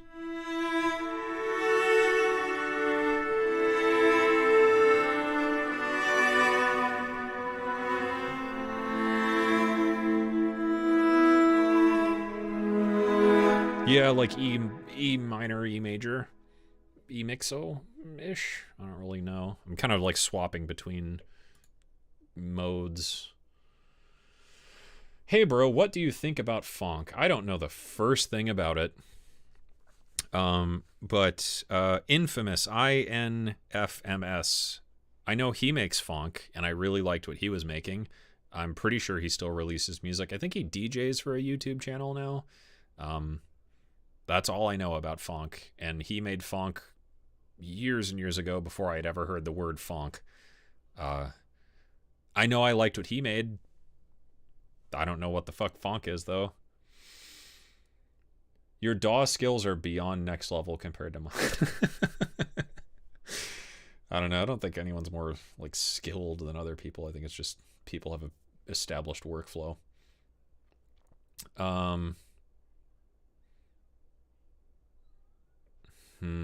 What was I doing? Current goals, medium to long term. I don't know. I want to get better at making YouTube videos. I want to make better YouTube videos. I want to gain another 10 pounds. I've gained 30 pounds. So that's pretty fucking cool. I want to read more.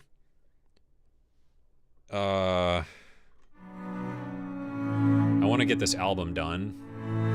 I wanted to be featured on Ambient, but I'm pretty sure I just got that feature, so that's fucking exciting. I want to write a piano album. Just piano. I want to score a movie thing, or like a TV show. I don't know. I want to do something like that. I want to score a game, which I'm already in like the process of. Yeah, I just want to make better videos. I want to be better at YouTube is kind of like my big goal for right now. And I want to release a big sample library, like instrument thing. I don't know what that's going to be yet, but I'm getting there, I think. Yeah, you look fat, dude. More wine, exactly. Eat more cake. What about musical collaborations? I don't know. I would like to collaborate with Jameson Nathan Jones, I think. I'd like to maybe collaborate with Ben Jordan. I think our styles would kind of mesh. Now that someone brought it up, I want to collaborate with Emily Hopkins, because like that would just be fucking hilarious. I don't even know what that would be, but that would be amazing. And yeah, Garlic, one of my moderators, I want to make a techno song with him. Like an actual techno track. That's just been a goal of mine for forever. And fuck it, maybe I'll make like a vaporwave song with Jason Gilman, the other mod. That would be kind of fun.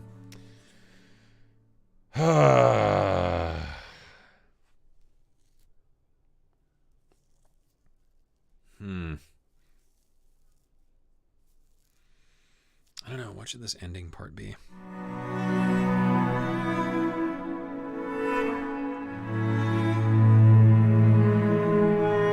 I want like interesting chords there, but I don't know. Enjoying the content style compared to older stuff. Yeah, I enjoy it so much more. If I have to make another like fucking tutorial video, I'm gonna explode. I'm so done with that stuff. Just popping in, wanted to say your content has been really helpful for the mental. Well, hey, Kawaii Steez, that's a fucking amazing name. Yeah, thank you. What is better at YouTube? I don't know. I think I want to hit 500,000 subscribers. I think that's my goal right now. Is like, I just want to do that. That's huge. And I'm already almost at 250,000 subscribers, which is fucking crazy. I want to get better at getting more views. I want to reach more people. And I want to make content that's more impactful for more people. I want to get better at editing. I want to get better at cinematography. I want to get better at color grading. I want to get better at like the music underneath. I want to get better at storytelling. I just want to make better, higher quality videos. Like if I could be the Matt Diavella of music YouTube, that's my goal. Actually trying to gain weight. Yeah, I've been working on it. Gym like 6 days a week. Not as much anymore because I've been super fucking busy before NAMM. But getting back into it and working out at home. Like I lift weights here and go on runs and stuff when I don't go to the gym.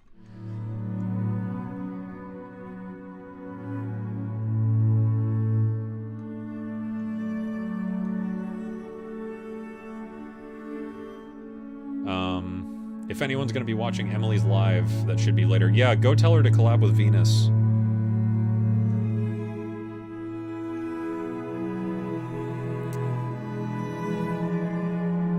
Spelunking video with Ben. Well, thank you. Yeah, that's the kind of stuff I'd really like to do. I'd love to make like short films on YouTube. But I don't think there's as much of a demand for that. My thoughts on Rick Beato. I used to really, really like his channel, but he's gotten a little bit boomery. And I think the only reason he does it is just to appeal to, like, his demographic of, like, them goddamn kids. You know, I think he used to have really interesting theory breakdowns and examples and stuff, and his content just sort of shifted to, like, all of the old guys that go to NAMM want to get on one YouTube video and bitch. That's kind of what his channel became, which sucks. You know, Rick is an incredibly fucking talented musician and composer and producer, and I want more of that. But I see why he does it, you know, and I think that is Rick's version of better at YouTube. He does stuff that performs incredibly well on YouTube. So I am envious of that, but I don't personally enjoy the content anymore, I guess. I shouldn't bitch and moan too much. That's one of my other goals. Be less angry and be less fucking mopey and bitchy. Let things be as they will. Yeah, I don't know. Not a fan anymore. Okay, let's finish this ending part.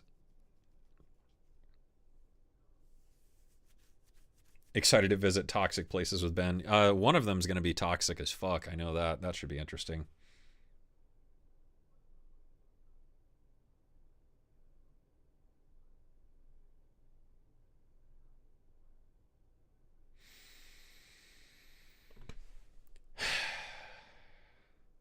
what's a really interesting ending here?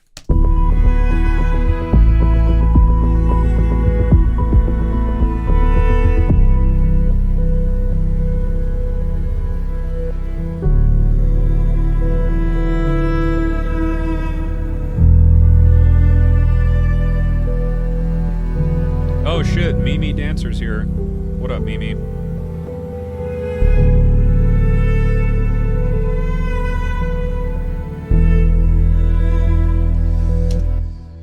Yeah, just something more minimal. I like that, where the cello just kind of pokes in now and again.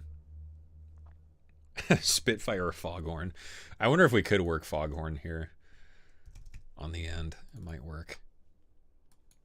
As like a really low, just thing. I can't remember. There's one of the sounds I really liked.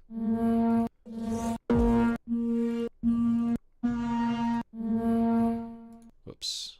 Ah, fuck. Those are the pre-release versions. Yeah, I think it was this one.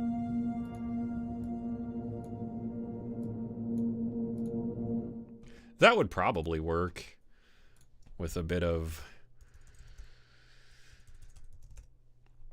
I'm back in black. I hit the sack. Something smack my sack. Yes, I'm in a band with a gang. Something, if you want a gang bang, yes, I'm back.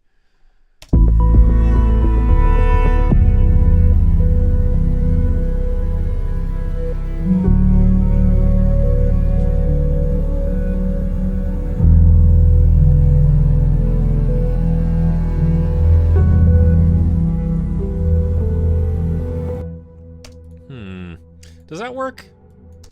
Or is that just like too much shit happening?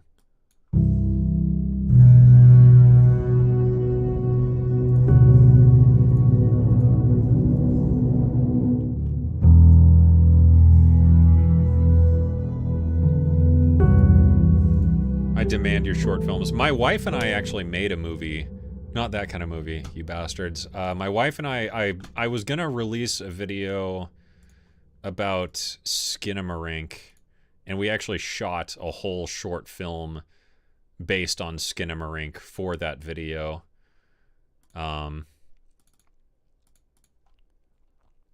We could watch that.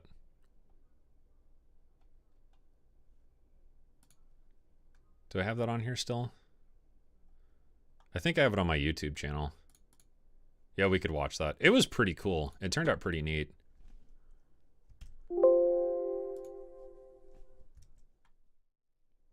Why don't we give that a quick watch while I decide what I'm going to do on the ending here. I like the idea of that foghorn patch, though. That's actually not bad, and it adds like an interesting texture. Okay, just got to get into my YouTube account here. Yeah, so this is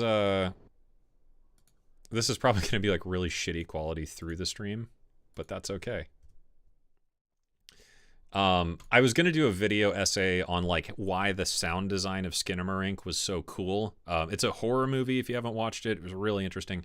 So as a proof of concept for this video, my wife and I made our own version of the movie where she wrote the script and stuff, and I just filmed and edited. So this is our version of Skinamarink. So let's watch that. It's only like 5.5 minutes. It's kind of cool. It turned out pretty cool. Here, well, hopefully that's not going to overtake the stream. Is that going to look okay? If the fucking stream would catch up. Come on. Sorry, I'm just waiting to make sure this isn't like being covered up by the... Okay, cool, whatever. Yep, let's watch it. Okay, this is my wife and I's little short film thing.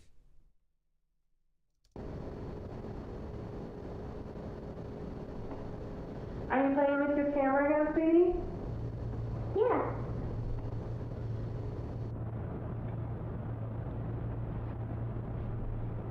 Do you want some M&Ms?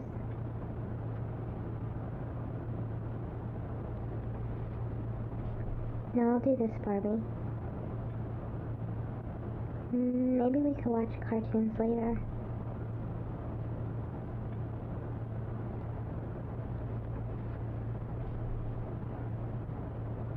Okay. Who are you talking to, sweetie? Abigail. Talking to that means if we get this. Yeah, well, everyone has an nursery friend at that age. I really don't think it's something we can talk Get about. her to talk to someone. No, it's fine. What game do you want to play?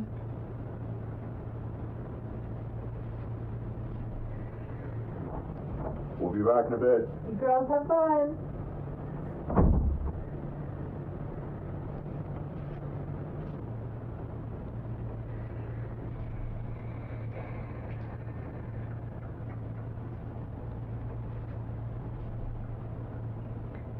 Do you want to go watch TV in the living room?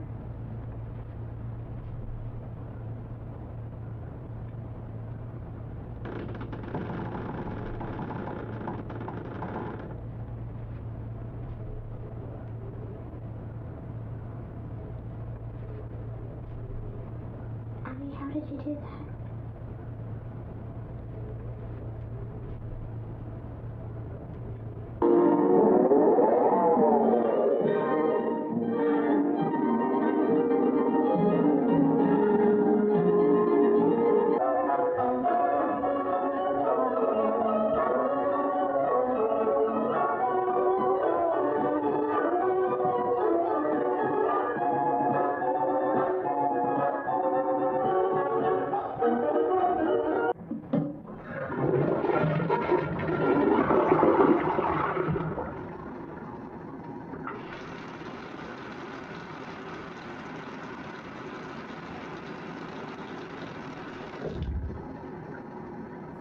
Abigail?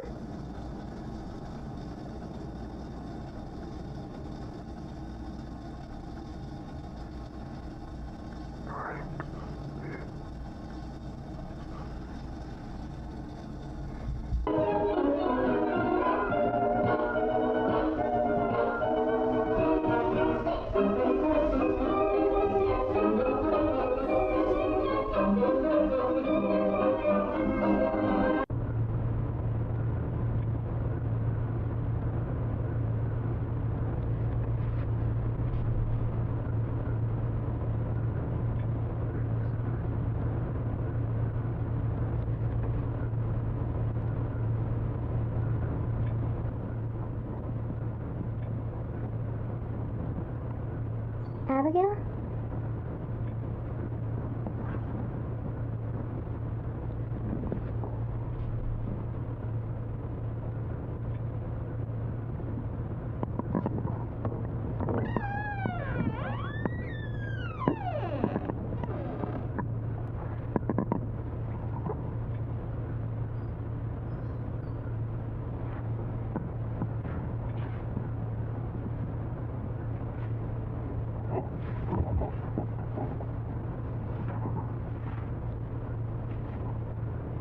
Where are you?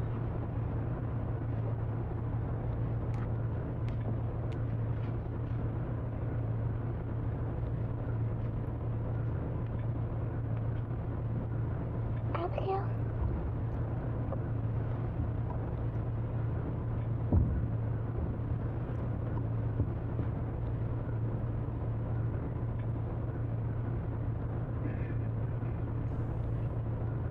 Hello?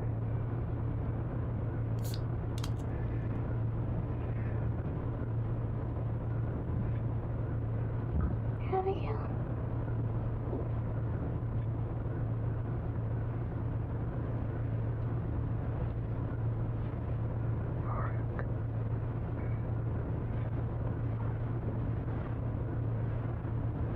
I don't want to play anymore.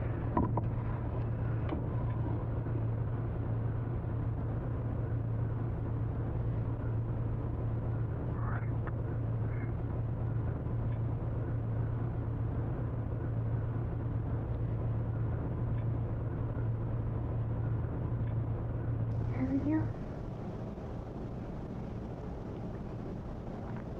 What's wrong?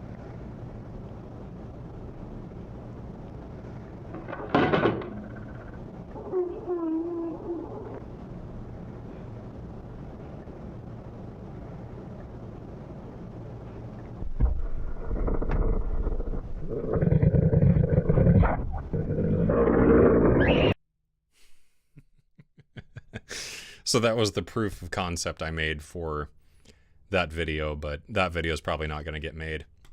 But yeah, so that was all shot digitally, and all the audio was digital too. But it was just a proof of concept of like how the audio of Skinamarink worked and how they got it to sound that way and do all that. So that was really fun. And that monster growling was actually my dog just pitched down. So way to be, Callie. She's asleep. So yeah, that was a tutorial that was gonna happen but never did because people voted against it. Okay, end of this song.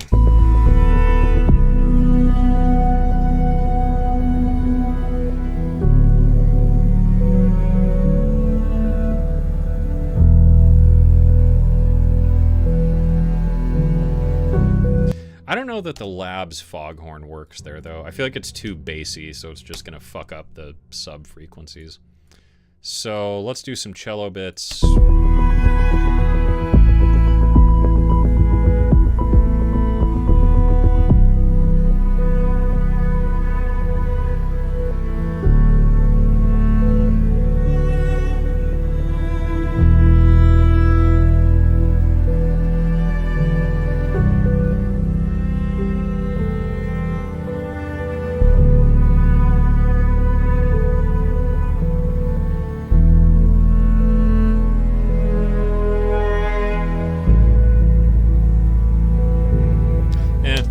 That's too much. Too much.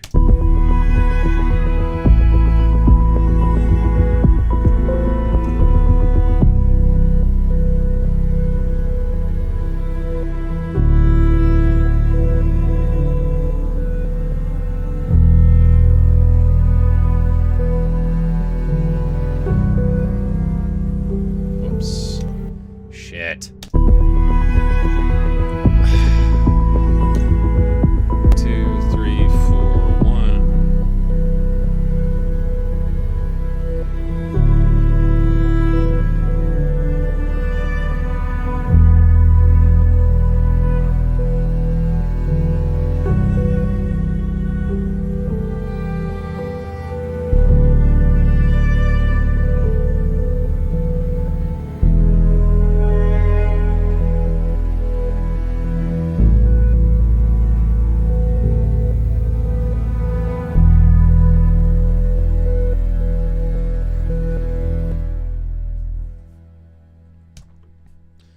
Cool.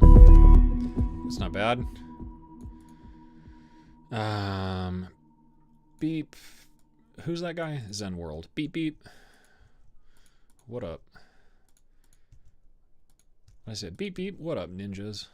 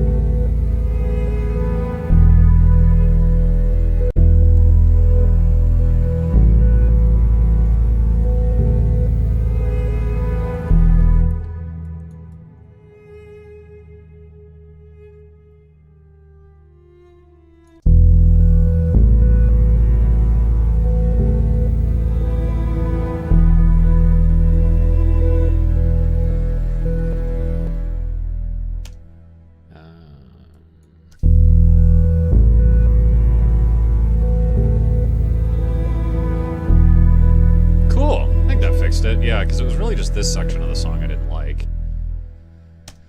Okay, so let's turn on the mastering stuff and just get kind of a quick preview of how this is going to sound. We're going to need to mix, obviously, but like, I don't really care about that right now. Just like general mastering chain, go. And that'll probably do it for the stream, I guess. So yeah, let's give this one more listen with mastering stuff applied. If you have questions, now's the time. And then we'll call the stream. So one more listen with all the goodies on top.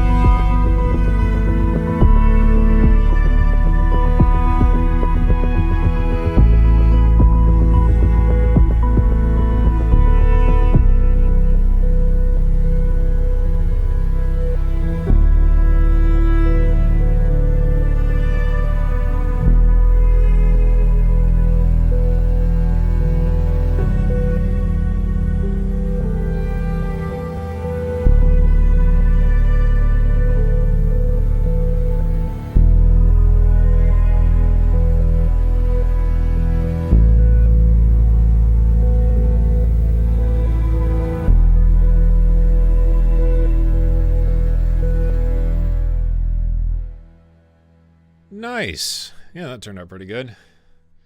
Needs some mixy bits, but That's fine for now. Didn't hear you complain about Reaper MIDI. I complained about that earlier. You missed that part, I guess. What was this track? Why don't we cue this up while we talk? Yeah, has anyone got questions or whatever?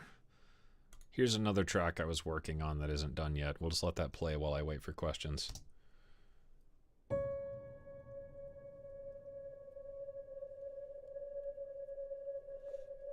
Question time.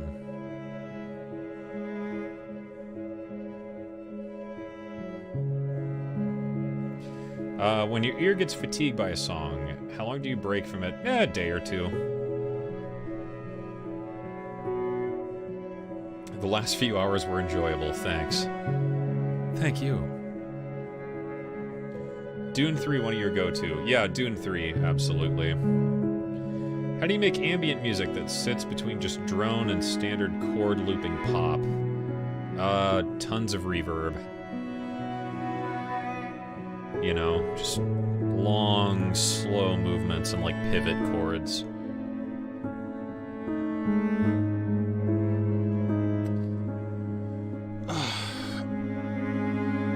I have the VST plugins of the Korg MS-20 Prophecy, Wavestation, and M1. Trying to make a track using only those 4 VSTs. Do you know certain things about the synths? I know about the MS-20. I don't really know anything about the Prophecy or M1. The Wavestation I'm like roughly familiar with. You know, MS-20 is great for leads and textures. That's all I really know. Do you have a standard go-to mastering section that you pull up in your DAW? Yes, and I just did this today. If you sign up as a patron with the link down below, you can watch this video right now. It's like 38 minutes of me breaking down my mastering chain and how I do it and why.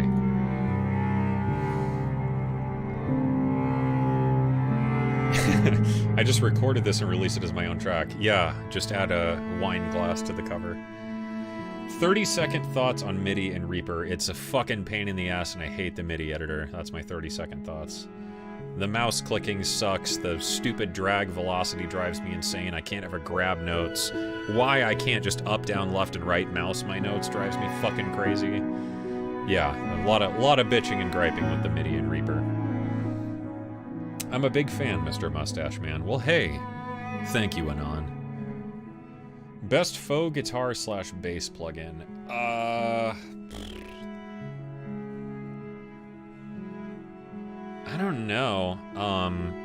Spectrasonics Trillion is like a really, really great bass one. Applied Acoustics has Strum, which you may be interested in. This is a physical modeling plugin, though. This isn't a like a sample library, but this one's pretty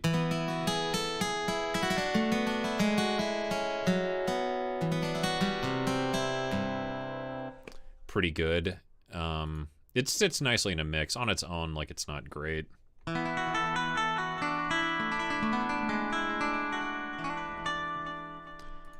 Yeah, where's like a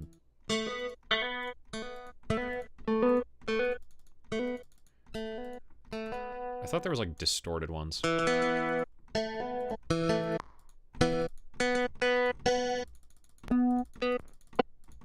Nope.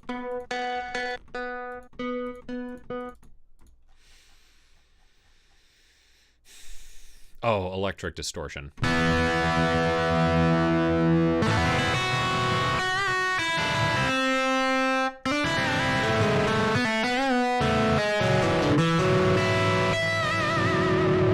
Yeah, this one's pretty cool. I also like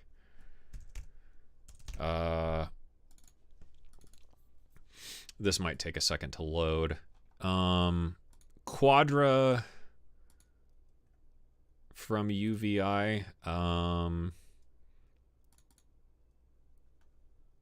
It's probably gonna take a while. Come on. This one's samples, but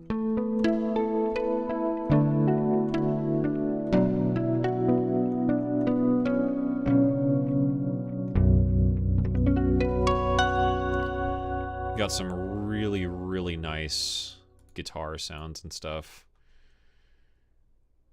There's one like clean guitar sound somewhere.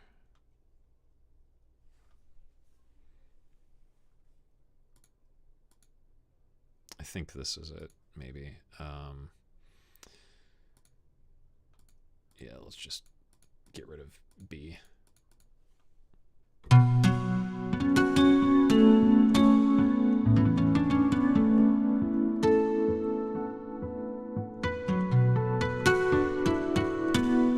That's got some really good stuff. Labs has a free guitar.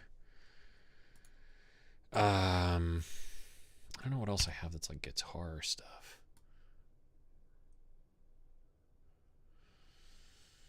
I might have like some contact libraries, but I don't know if I have them installed right now. Oh, and then Piano Tech, believe it or not, has a really nice sounding classical guitar. Like a surprisingly good classical guitar.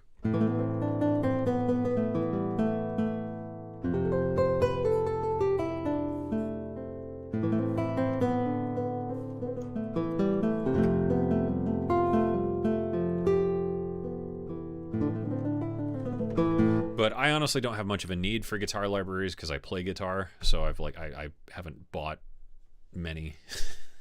You know, if I need a guitar, I'll just like play one.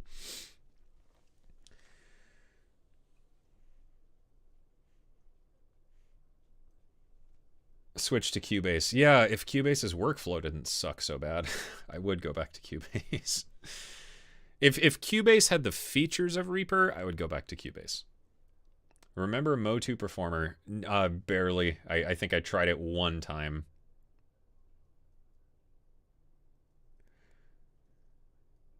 Oh, very tempted by the shallow water pedal. Yeah, dude, the shallow water fucks. That's an amazing sounding pedal. I mean, in fairness, though, like in complete fairness, I would be like remiss if I didn't show this.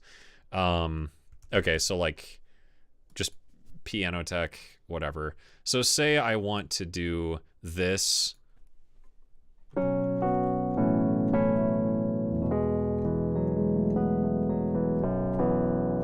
I wanted to make that into a shallow water patch.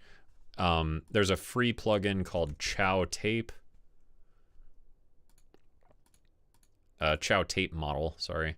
And if you go to Lo-Fi, yeah, Chow Lo-Fi, this honestly sounds pretty close. And you could increase the...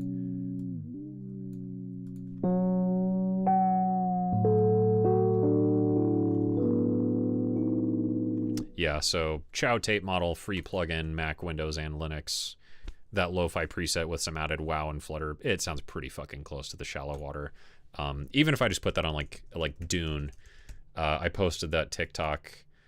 I posted on my Instagram too, of just like a clean saw wave patch. So just as like a proof of concept, I believe I just had a patch like this.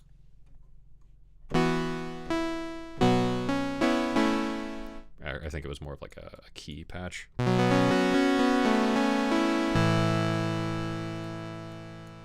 So let's say we had that. We run that into Chow Tape Model.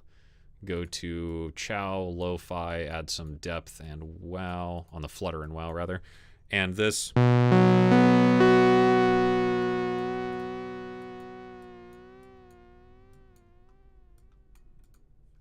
same sort of thing, and you can degrade the sound.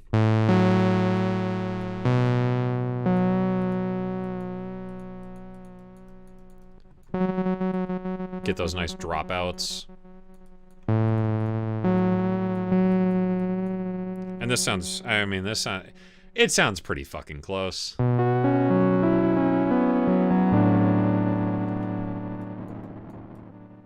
Or you could even get Sketch Cassette and use this on the sample and glide waveforms. Let me disable Chow Matrix. Go to Type 1 Cheap and wear it all the way out. Add some saturation.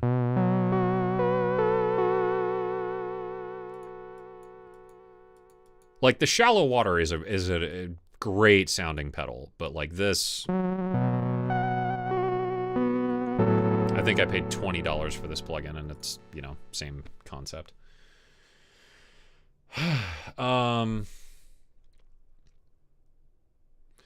What's your favorite bad movie? Bad movie. I mean, The Room. The Room is just like a classic shitty movie. What's a movie that people don't like that I really do enjoy? That's maybe the question. 13 Hours with John Krasinski. It's like a crappy action hero movie. That was a great movie. Yeah, I don't know. The Room is like the ultimate campy, crappy movie. Aqua Teen Hunger Force movie was fucking hysterical.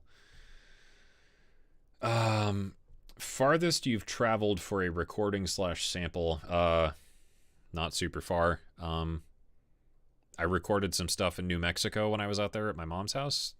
That was pretty far, I guess. I don't really travel much.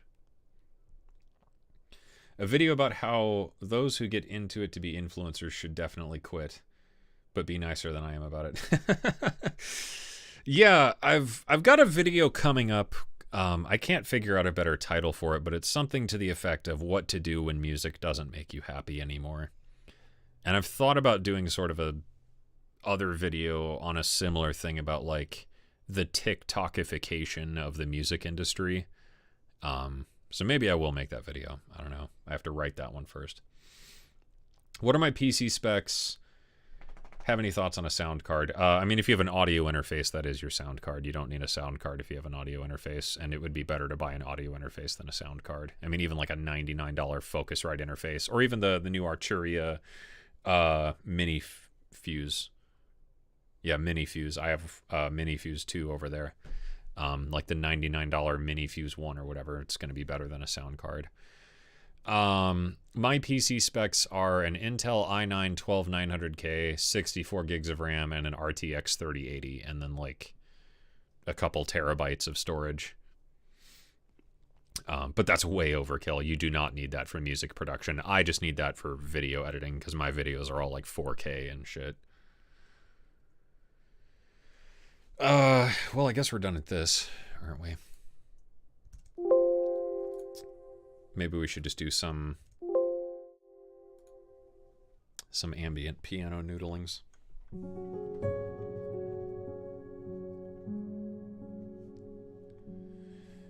8DO Steel. Yeah, 8DO probably has good guitar stuff.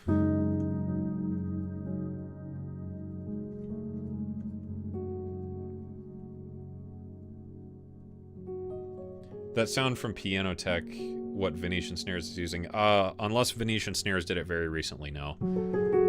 That Piano Tech thing was just added in like a recent update like a couple months ago. Waveform by Traction. I don't know. I thought about doing a video on like, can you make good music for free? But that kind of goes against my principles of like making gear videos.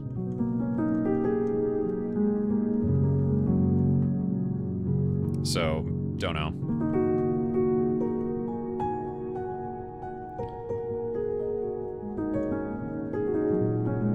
Is this Reaper? What skin is that? This is the default Reaper skin. I just made it darker. BYOD by Chow. Yep.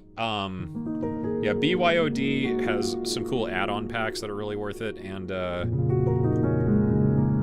Chow Matrix is a crazy delay plugin.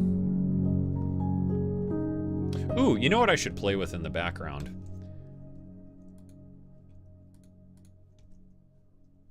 And I'm not gonna show you... I'll show you what it is. Let me load a sound. Because this library isn't done yet.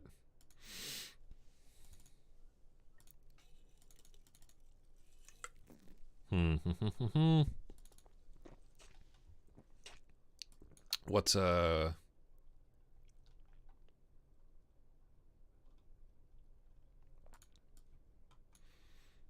about this sound? Sure. Spoiler alert.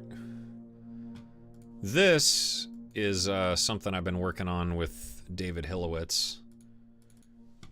And it's going to be for Decent Sampler.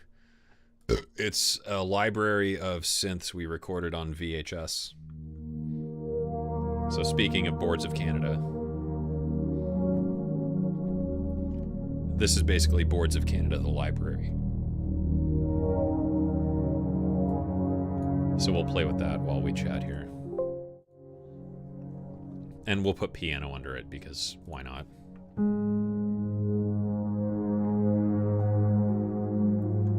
Can you make ambient electronic with multiphonic CV1? Yes, I have some generative patches in that are ambient.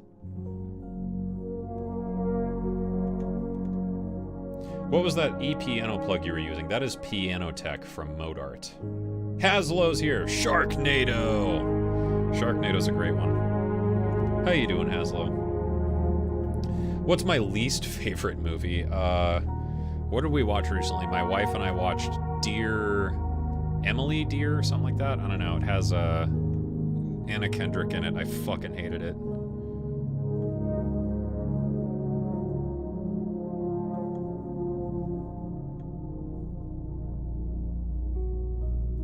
How many hours a day do you work on music? Depends on what I'm working on, but I don't know. I try to limit it to maybe like 4 hours a day at most. Or else it just, you know, there's no point in working an 18-hour day when 12 hours of that are fucking around avoiding work. So if I come up to like write music, I try to limit myself just so I have like a deadline, and that forces me to like work and actually do stuff. But there are some days, you know, when it's a solid like 10 hours just to like get a project done. Ian, howdy Venus. Howdy Ian. My least favorite song. I don't even know. Amazing session. Well, thank you. Non-applicable. Maybe I'll stream more. This was fun. I watched Alchemy's stream the other day, and I was like, yeah, if you're not subscribed to Alchemy Neuro, ALCKEMY Neuro, go check him out. He streams way more, but I was like, fuck, I want to stream again. And I think YouTube has sorted out the streaming problems where like streaming fucks up your channel in the recommendations and analytics. So we will see. And if this works, maybe I'll stream more if I have time.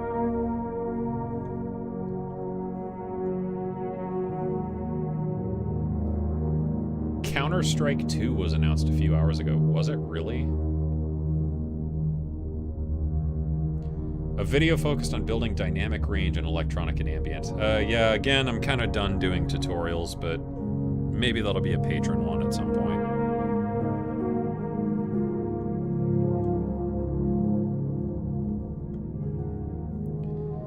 That pack of IRs from the caves, and they were excellent. Thank you.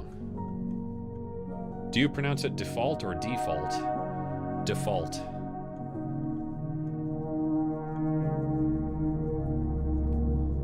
Emily Bront. Don't know what that is, who that is. Mention guitars. A flamenco-style guitar. Alhambra. Haven't heard of that one. I work on it 25 hours a day. On wine. Is sync licensing as stressful as it seems? Yeah, I don't like that. I did a couple gigs of it recently, and I can't do that anymore. The turnarounds are too tight, and like, especially with YouTube, I just have too much shit to do. I can't be contracted to write for a commercial the next day. So, I respect the fuck out of the people that can do that. I need to sit down and like put my music in a licensing library somewhere, but I just haven't had the time. Spitfire's Enigma and Enigma 2. I don't know. Don't have them, and I'm not buying any more Spitfire stuff, so don't know. Did you go to music school? No. Taught myself. I took some guitar lessons when I was a kid for like a summer. I went to music college for 1 year and dropped out because it was dumb. And yeah, I just taught myself things with YouTube and the internet. A quarter of your mustache for your next session. I'll chop it off and mail it to you. How can I get that deep voice? I have no idea. Whiskey and depression.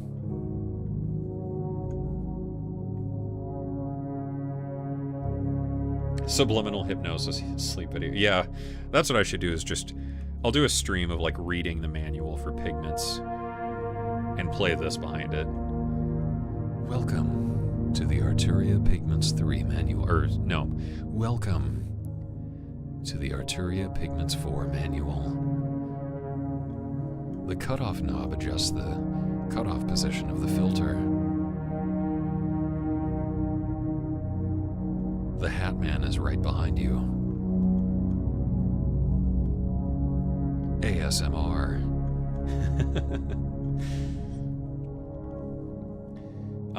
Could you make an entire ambient track with just the Micro Freak? Totally. Here's one I made with the Micro Freak. Beep beep. Was it this one? I think it was. Or no. Yeah, it was this one. Pretty sure. This was Micro Freak, some delay, and a reverb. And I think it was like 4 tracks of Micro Freak just like overlapping. Like Frippertronics stuff. And this was Eventide Black Hole, Arturia Tape Delay, the 201, Arturia Spring Reverb, and then it was all run through that Sketch cassette plugin I showed earlier. That was background music for my video about minimalism.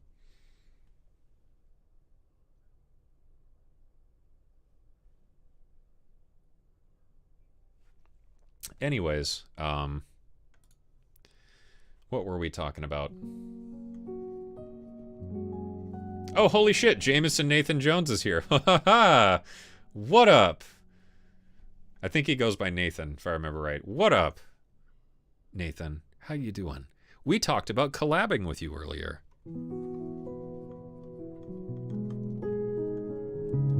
So welcome. And yeah, this is the YouTube thumbnail masterclass.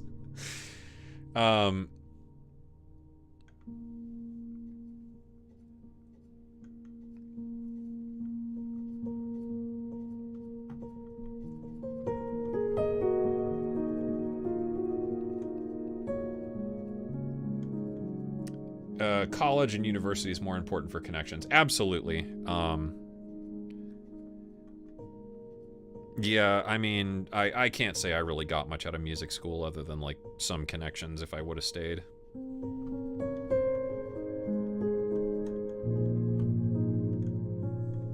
The VST you're playing now is available. No, the synth thing is not available yet. It should be available sometime next month. I have to finish the code for it.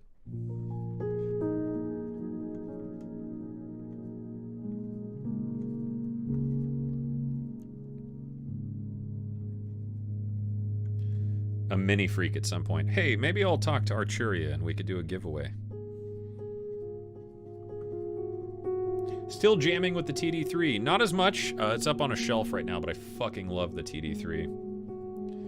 What things have you heard put through Paul Stretch that blew your mind? I did a video on Paul Stretch, or like a free plugin roundup a while ago. And in one of those, I just put like a conga sample of like, you know, just one little hit and time stretched it, and it sounded nuts. I mean, Paul Stretch can make anything sound insane, really. Gotta run, but appreciate you taking the time. Hey, thank you, Insoliper. Cheers. I think we gotta wrap things up here anyway.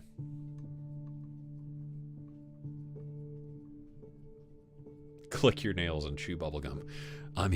Welcome to Venus ASMR.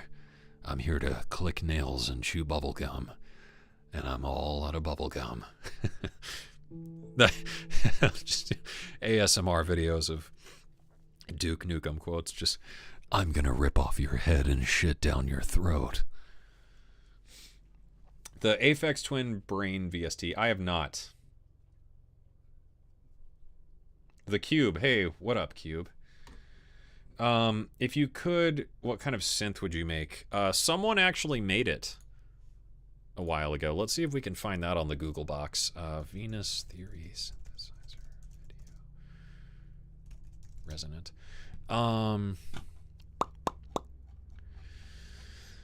Yeah, I did a video about it, and God, I wish I could find it. I did a video called like "This is my favorite sound and this is how it works" or something like that, and somebody who watched that video went and coded it as a plugin, and that was like my only interesting idea for a synthesizer. It was just a resonant synthesizer, which is it was like kind of additive meets samples. Man, I don't know who made that. I'm gonna try and find it one of these days. I thought about doing a video on it, but like plugin videos are stupid. Yeah, that was the only like plugin idea I ever had that was like particularly interesting. Okay, more ambient piano, a couple more questions.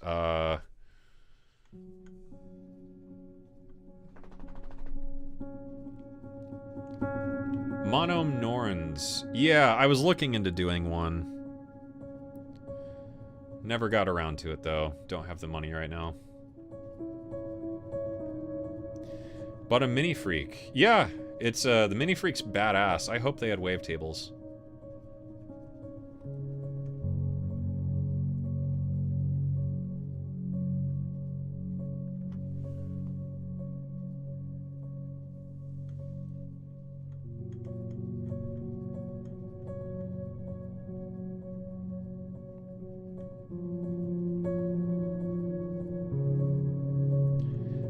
That's all the questions.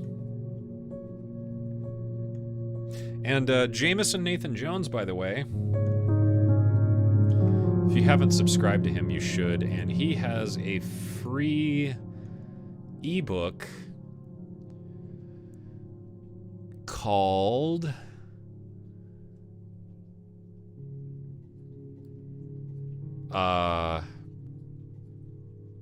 I must have moved it to my server. The Practical Guide to Music Composition. Something along those lines. If you go to Jameson's YouTube channel, you can find it there. It's a free ebook. It's actually pretty cool. It's like 13 pages, really light read. Chase Bliss pedals. Don't have them, no. Thought about getting a Generation Lost to do a sample library with, though.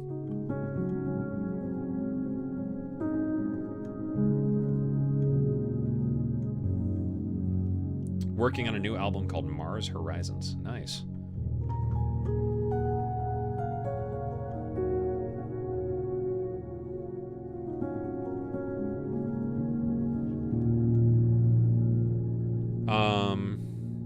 Okay.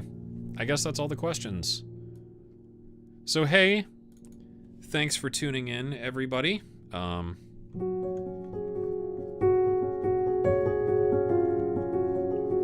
This is Sappy Venus time.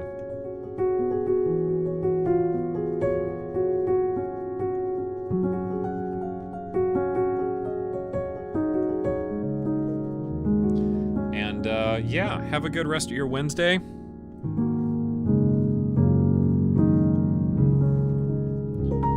And I guess one more shameless plug.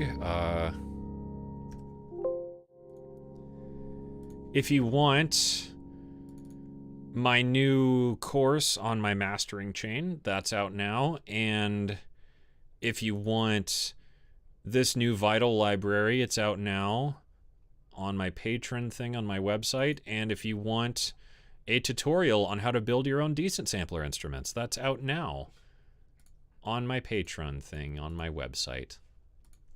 That has been the stream where we work on music and talk about whatever.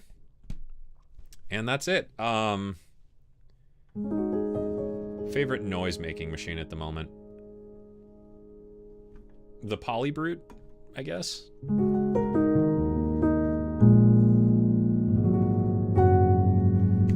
That's it. When am I streaming next? I have no idea. Might do one more stream before I head off for NAMM. And that's it. Thanks for tuning in. Have a great rest of your Wednesday. New video coming, I don't know, at some point.